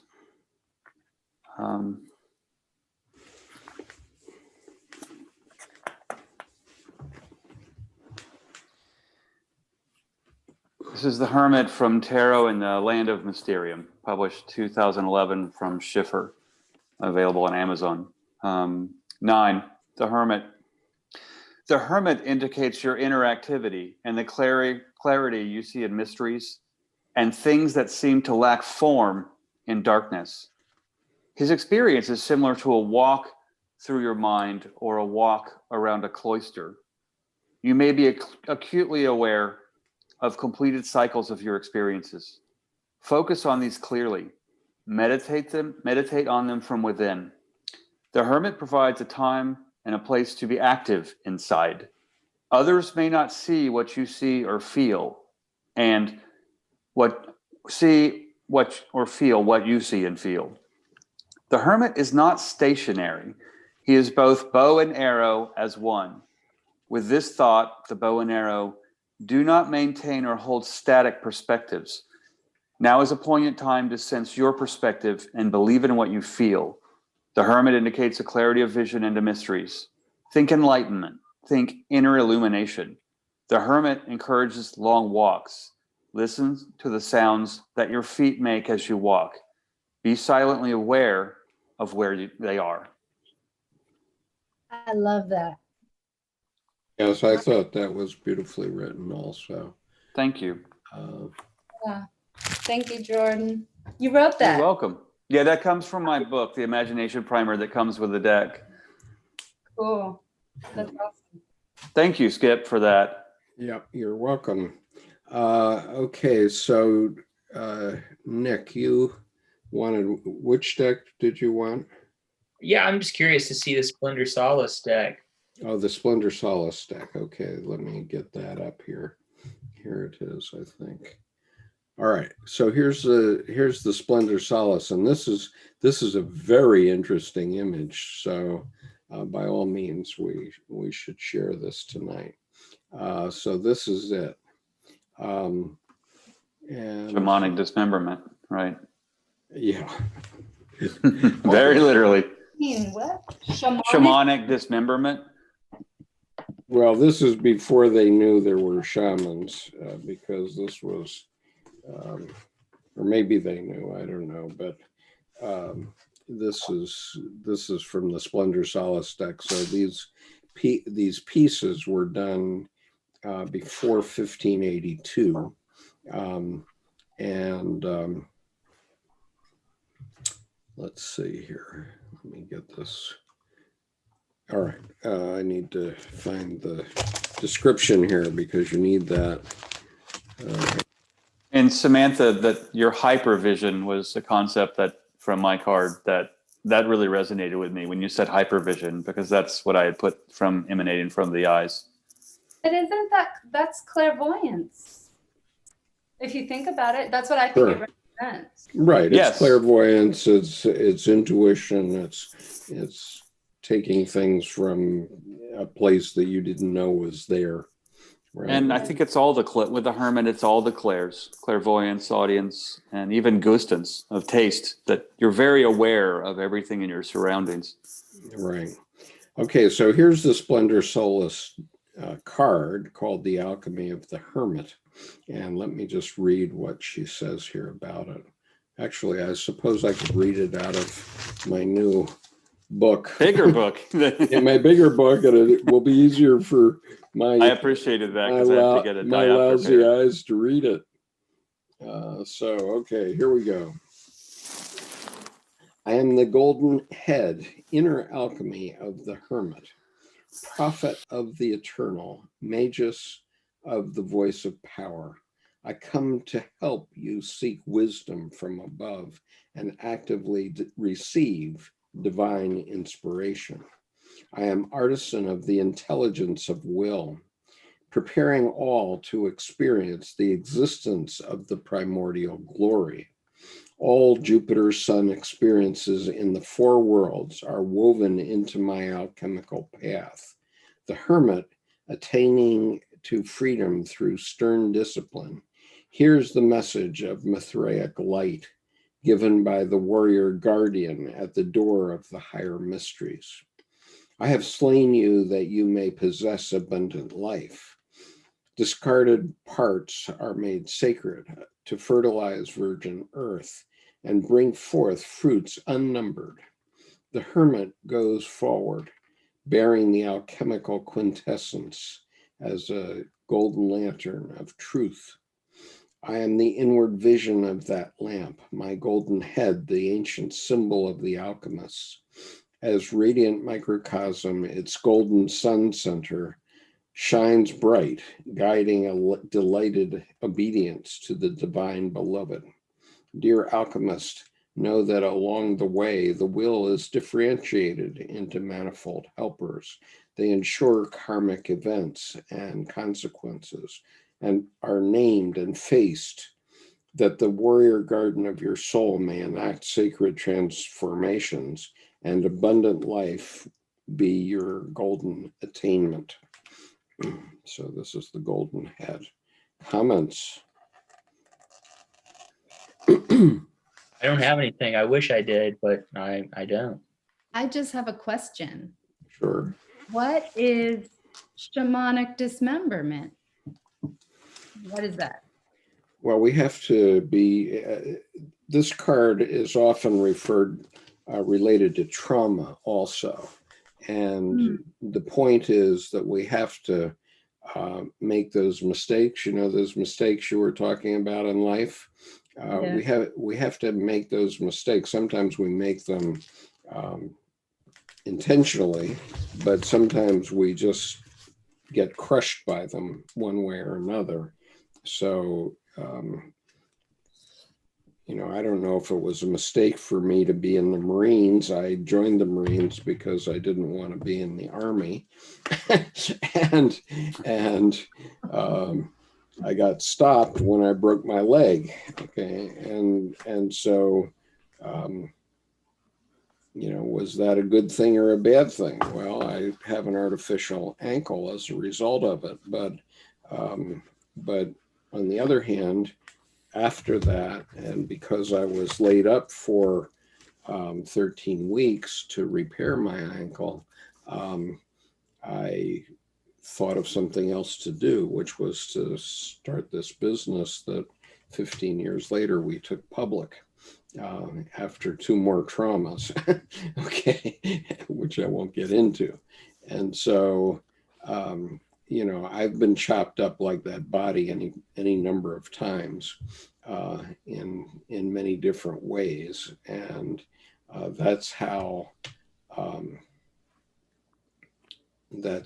we individuate. But it's also it's how life is. I mean, what we have to understand, And one of the purposes of this whole program here is to help young people who are faced with chaos. I mean, very honestly, we're faced with chaos every day. And the whole idea of it is to, if you're faced with chaos, to be able to step back and say, okay, what's going on here? I mean, if you just contemplate on the tarot cards, you know, that's a kind of meditation. And the key to it is that we have to, you know, we have to be able to stop, not get carried away.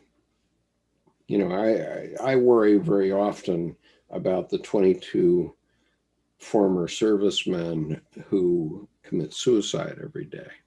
Okay. And why does that happen? And, you know, war is hell. I mean, that image that I showed you reflects it in the white of my left eye. Okay. And I'm not going to describe to you the scene that I saw 10 minutes before that photograph was taken, but one sees horrible things. Okay, you see your Tim Holmes, who's my partner on the wisdom path. You know, 5 weeks ago, his brother-in-law was felled by ALS, and he died last Monday, a week ago.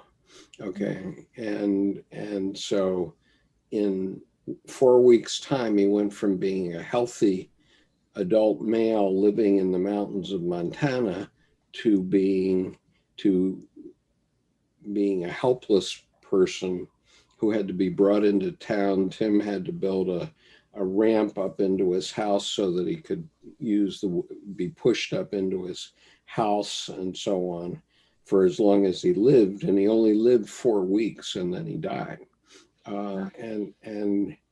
And that wasting disease, which is ALS, is horrific, absolutely horrific. And, you know, parents die from horrific things.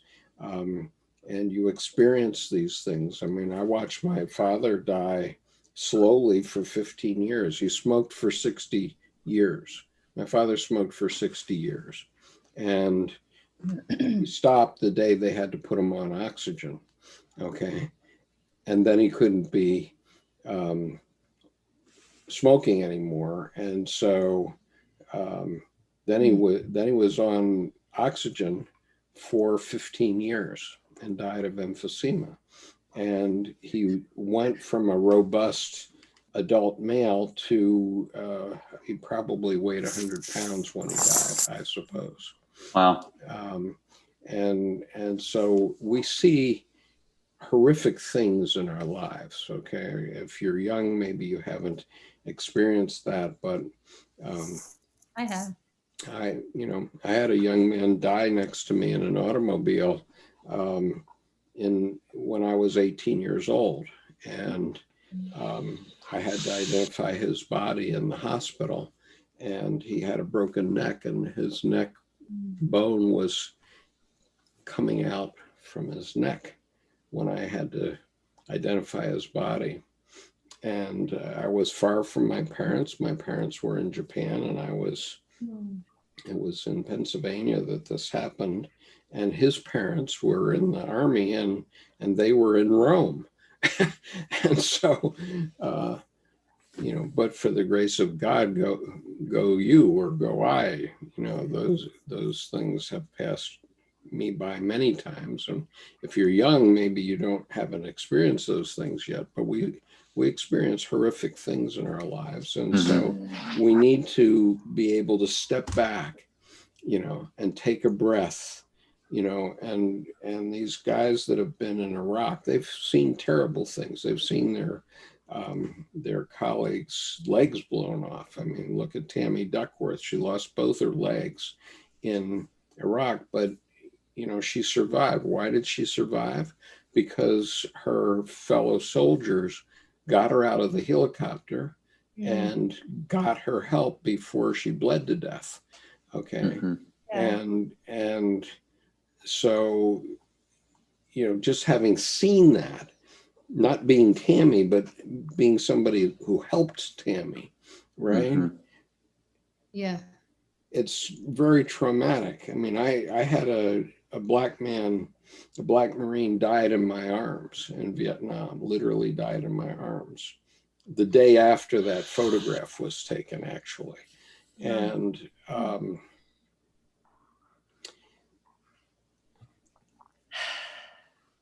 you know, enough said about that. I don't really want to talk about that. But the point is that if you can't take yourself out of the whirl of that and have the wisdom of the hermit and understand where you are and who you are, then you're in deep trouble in life, it seems to me. I think I agree. And Samantha had the question of what is shamanic dismemberment. And I think it's an important one that goes right with that card, because he's harvested that psychic gold, the head in his hand. And this is a little too layman-y. You might want to do a lot more research on shamanic dismemberment, but from just a kind of a billboard, a little bit superficial level, it's taking yourself apart and putting yourself back together. But that sounds kind of Hallmark cardy. And Skip had the more accurate examples, because there can be some psychic events when you're doing it that you need to take care that you have a guide or someone, a support system. I want to say two things. Go ahead, Samantha. Two things. First, if I may, Skip, I know we don't want to dwell on it, but I really appreciate what you're saying, because it takes a lot of vulnerability, you know, and I don't know what that experience was like, but I do know, like many women, I've survived assault, and it took me a long time. I had to go through a therapeutic process and process all of this, and didn't even know what it was called, you know. And it was actually a man who'd been to Iraq, who helped me on some level, because we were talking about Stockholm syndrome, and the statute of limitations ended and I never reported it and all this stuff. And basically he was saying he had Stockholm syndrome when he was taken prisoner, and that just helped me really appreciate and have compassion for myself. And we've been talking about what men and women go through, and how war is like this archetypal rite of passage in a way for men, for what it, like becoming a man, being masculine, and it can really destroy us. And for me, I think that women, in terms of what happens to our body, it's actually, when he told me that, I could forgive myself for not doing more, for attaching to the person who hurt me, because I had been through a war, but it was inside. Yeah, well, you were through a physical war too. Yeah. And but I'm alive. Yeah, you're alive. You survived it. Yeah. But well, my wife was the chair of the DC Rape Crisis Center. So enough said. For about a decade. Thank you both for sharing so deeply, because emotionally I find that's another hermit quality of, there's a strength of the clarity that you just expressed that actually has poetry. That much pain, and I understand, let's not focus on it, but I appreciate it. Thank you for your gesture to share. Yeah, so the point is, what we're doing here is the red ball. Young people today are faced with this world of chaos, and we have to somehow show them how you can step back and then by meditating, get your mind around something else. Okay. I mean, I'll give you another example. For me, I got conned into going to law school when I was in Vietnam. My roommates, three of my roommates, I had the chief trial counsel, the chief defense counsel, and the military judge were all living in the same hut as I was. And they conned me into going to law school. And so I went to law school, and I liked it very much. I loved going to law school and the process of learning. But then I detested the practice of law.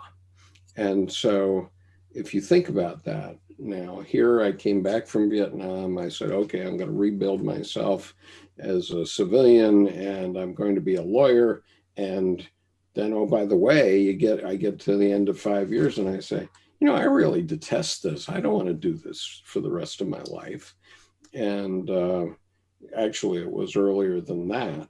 And so you have to be able to step back and say, what is it that I want to do? Okay. And yeah, something is coming up for me with in relation to that. I've been thinking about the symbolism of that card and trying to come up with something that fits what you all are saying. And at first, like I said, I wish I had something to say, but I didn't. But now something has come to me. He's holding a sword, and a sword is often a symbol of discrimination, not being discriminatory, but just a symbol of discernment or discernment. Yeah.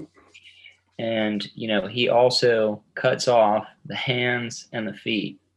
He discriminates his standpoints and that which he holds dear.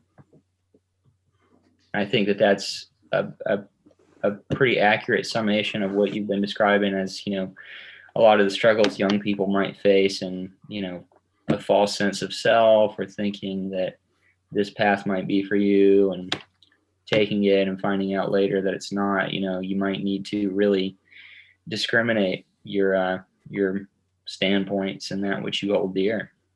I think it's also something to do with looking at, first of all, thank you, Nicholas, because it's nice to hear you, that in Haiti, I think it's Haiti, I saw part of this documentary on YouTube about zombies, that people had become zombies or come back from the dead. And about the Vice documentary on Haitian zombies. It wasn't, but it was older. It was sort of horrible. It was in the 80s, and it was some British white guy coming in and being like, I've seen some stuff on it, so I'm vaguely familiar. Vice is always just an excuse to do drugs. Like all the reporters want to do drugs. And this is what it's like to be on cocaine. Anyway, but no, it wasn't that. It was, sorry, let me focus. It was on what this has to do with this. Focus, Samantha. So it got into less of the reasons of how people became zombies and what, people give them potions, or they really believed that they died and came back, right? So one guy, it happened to his sister. They showed a guy who was a zombie who survived and was totally kind of barely functional. And then someone, in order to save their sibling, they cut the head off and the legs and the feet. Or at least it was the head and the feet. But I said legs and feet. I think it was hands as well. But it was like, not only did they want them to not be a zombie, they wanted them to not come back and be able to walk and roam the earth, I guess, headless. So this is what this is reminding me of. And Nicholas, I was piggybacking on what you were saying, because in some ways, it's like going through something and then going through therapy is you're doing forensic work on your soul. You're really looking at it, and it's painful. But you also do it so you don't repeat the same, I'll put them in air quotes, mistakes. Are they mistakes? Is it fate? But that's how we learn, right? Through pain. And yeah, I mean, sure, there are mistakes in the day-to-day life, but they're not mistakes in your individuation to become what you were meant to be. There's a big David quote, let's state a theme, David Bowie quote about spirituality. And he indicated, and I don't want to put anybody off here. I'm not going to play a politic game of one way or the other, but this is just David Bowie's words. And I resonate with them a bit in terms of especially seeing someone's legs getting cut off, seeing someone's head getting sawed open from insurance photography, things like that. I mean, it's intense, but his quote was, "Heaven and religion are for people who don't want to go to hell. Spirituality is for those of us who've already been there. Then I would substitute spirituality for depth psychology. And, and it's kind of thing where that forensics on yourself continually. Mm-hmm. Yeah. I mean, yeah. I mean, what was all that stuff for me about the Marines about? It was about staying alive. Okay. Mm-hmm. In other words, in 1964, Johnson decided we were going to have a war in Vietnam. And that was the beginning of my college career at that time. And so the whole game for my entire generation was figuring out how to stay alive until it's over. Mm. Okay. Really. Yeah. And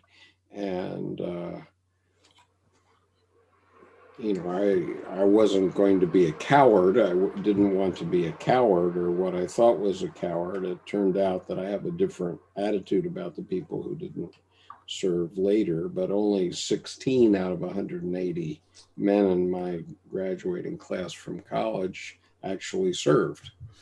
And 3 men that were in college with me died. And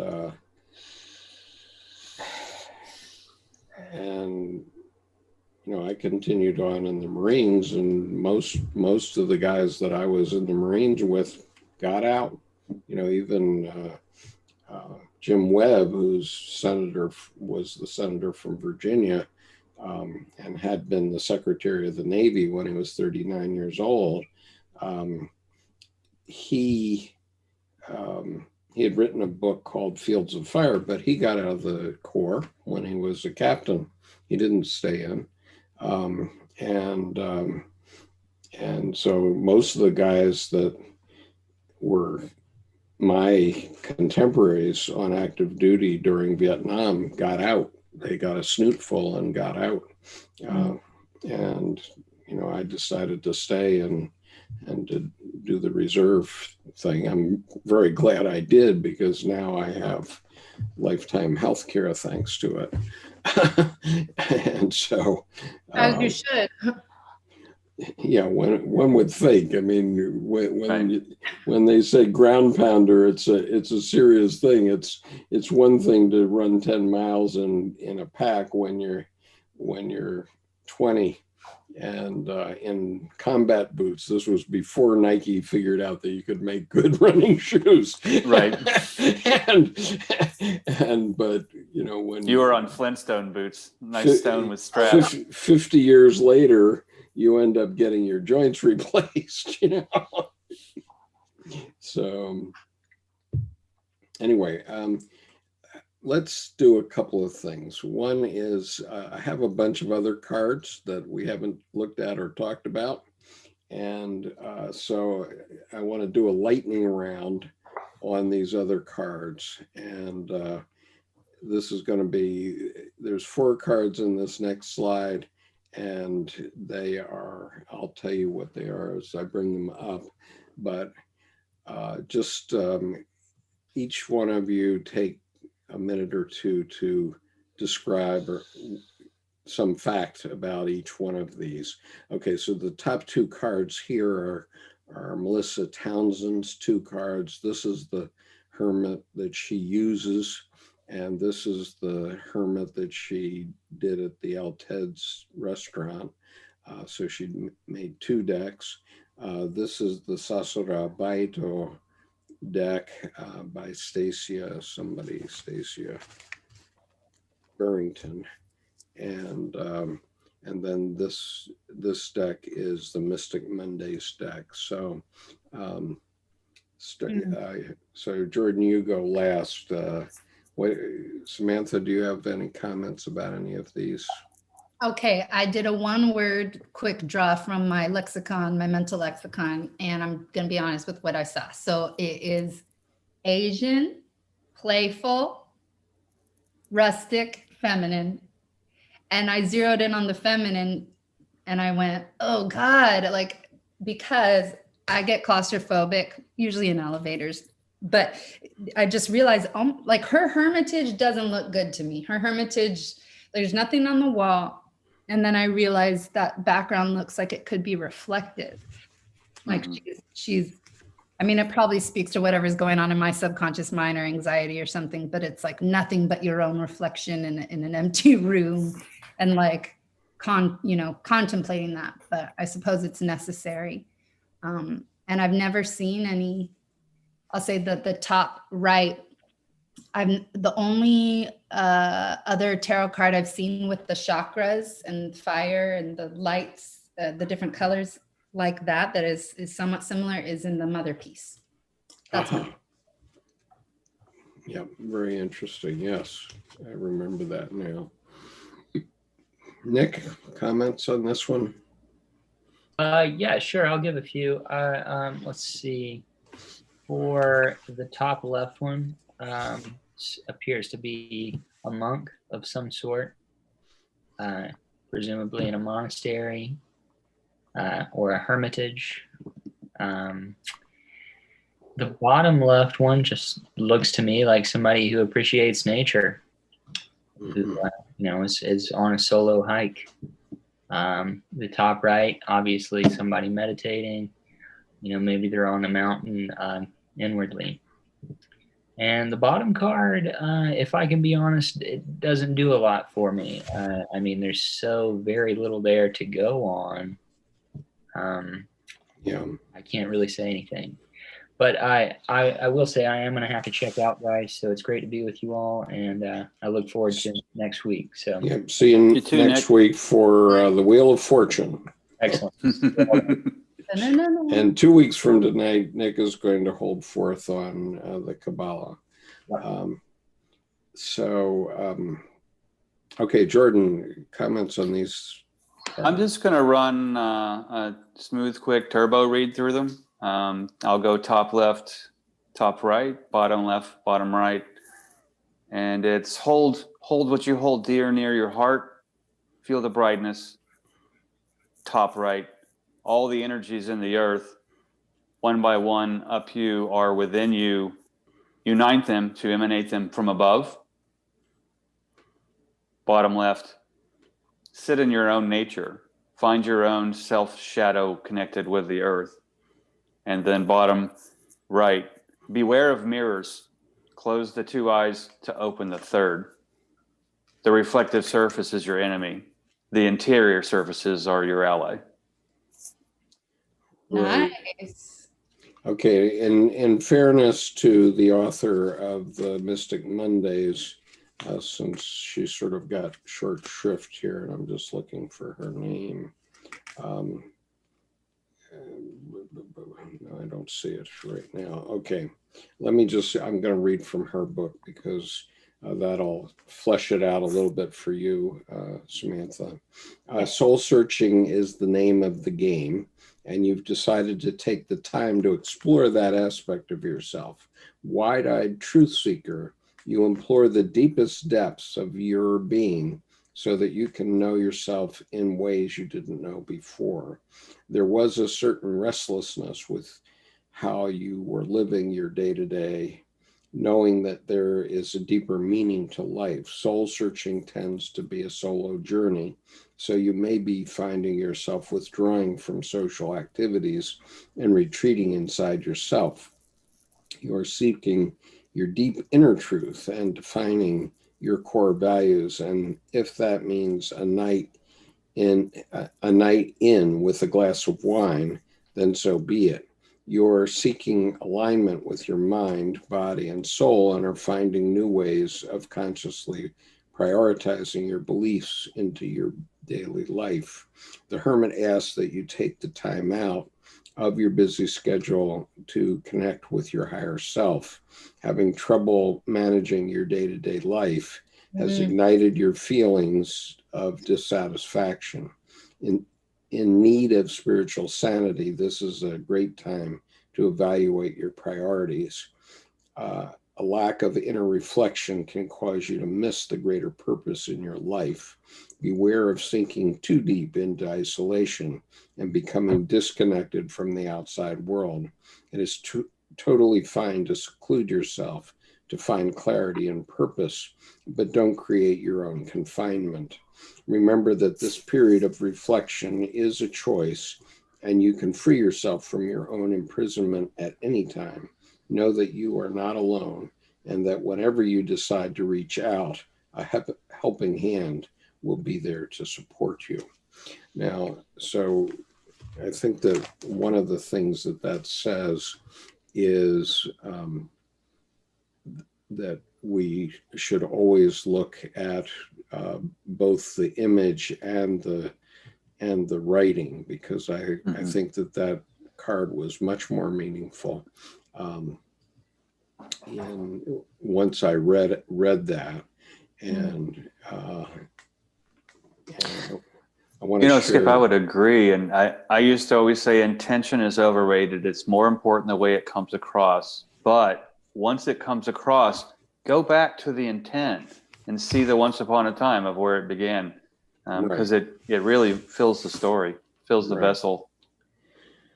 Okay, so this is Robert Wang's card from the Jungian Tarot.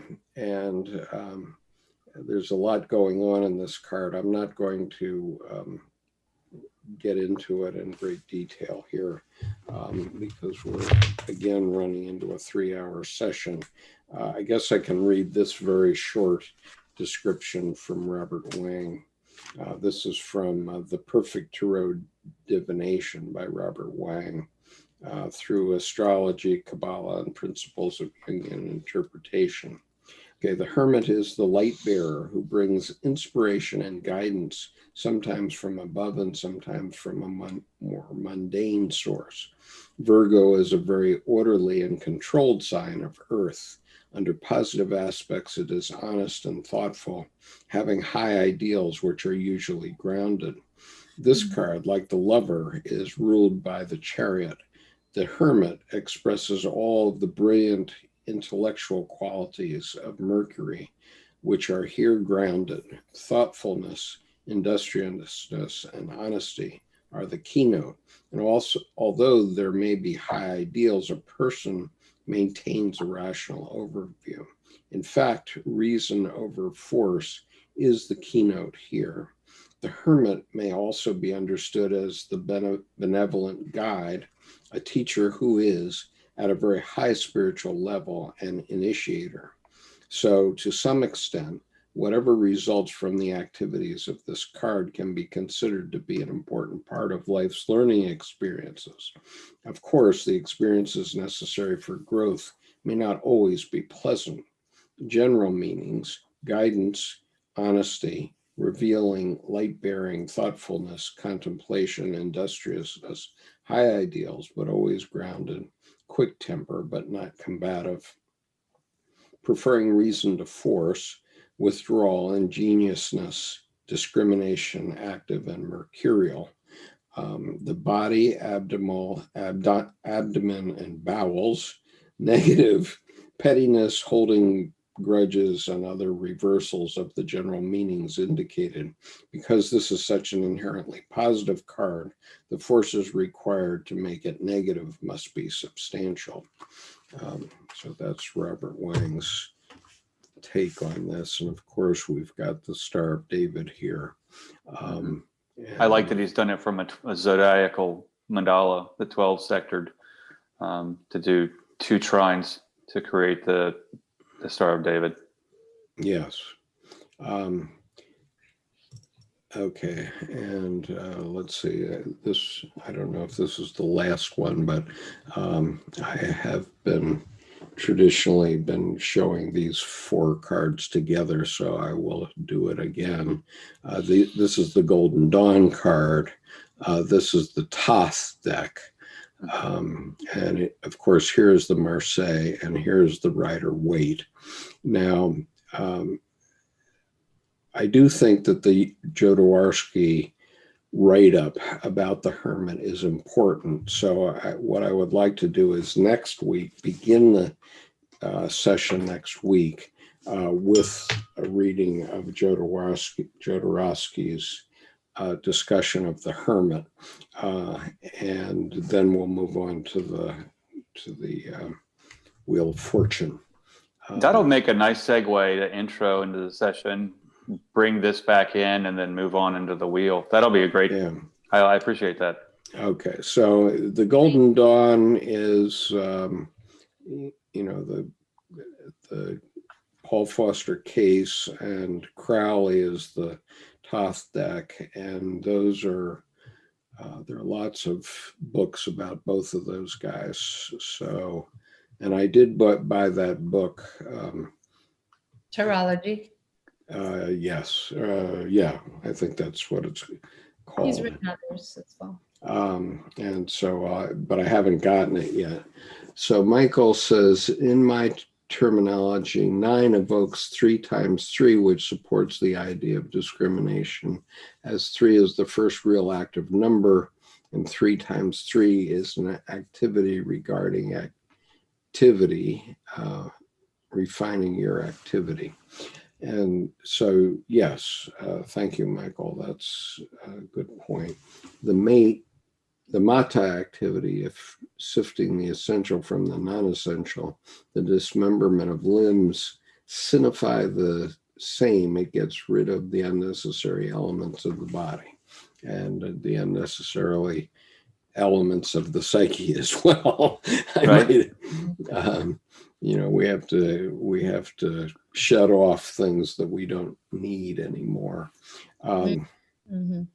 Skip, a quick shout out to yesterday's session with Alyssa Markoff. Yeah, I mentioned that to my stepmother last week, she's a translator, and she was a French professor through her career.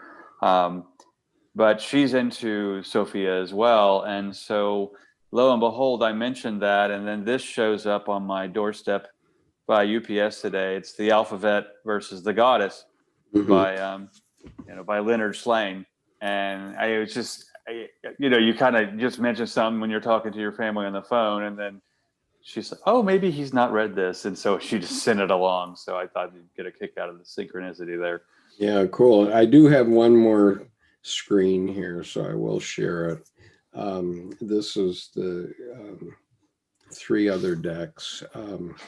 In the center, we have the Hermit, which is Kronos. Okay, so this is Liz Greene's deck, the Mythic Tarot, and so in her reading, Kronos is the Hermit.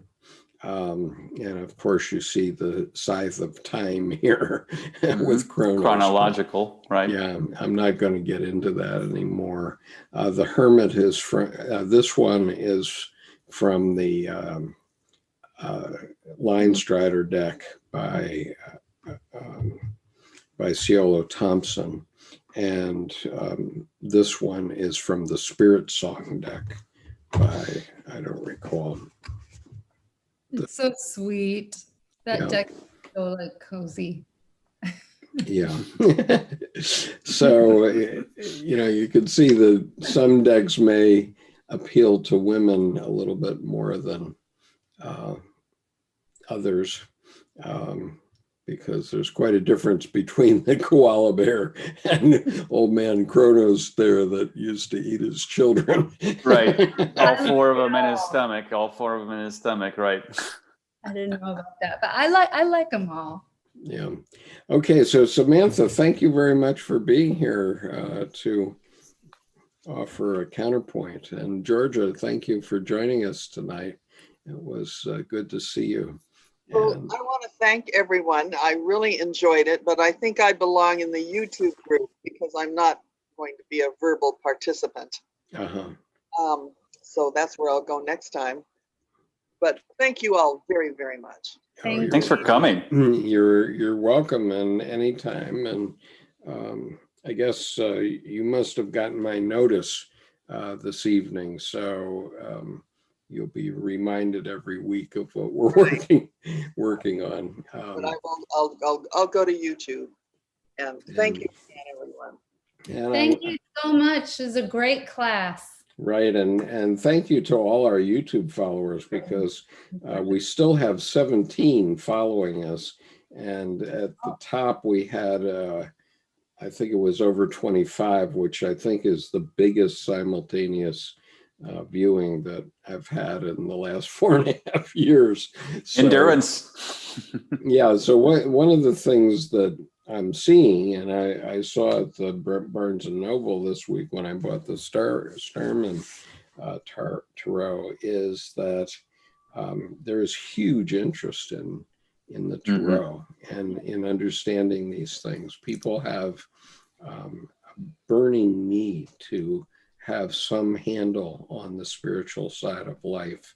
And they've been burned off of traditional religion largely. I mean, okay, we still have 2 million good Christians in the United States or something like that, but we have a lot of agnostics and atheists too, and those people need to understand that there is a spiritual side of life, and that this archetypal realms that we're talking about, particularly with the major arcana, are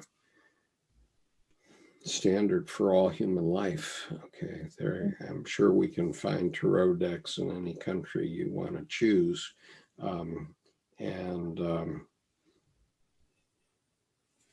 so, you know, Reader Studio 2009 with Ruth Ann and Walt Amberstone in New York, 235 people, and a woman had flown in from China for the intensive weekend, and because there was such a new demand and not a proper supply, and there was a whole Bob Place, I think, went over there. Carrie Paris might have, but a whole contingent of people who then basically went the other way. Instead of, you know, going from east to west, it's west back over to east to bring tarot, and yeah, it's just huge over there.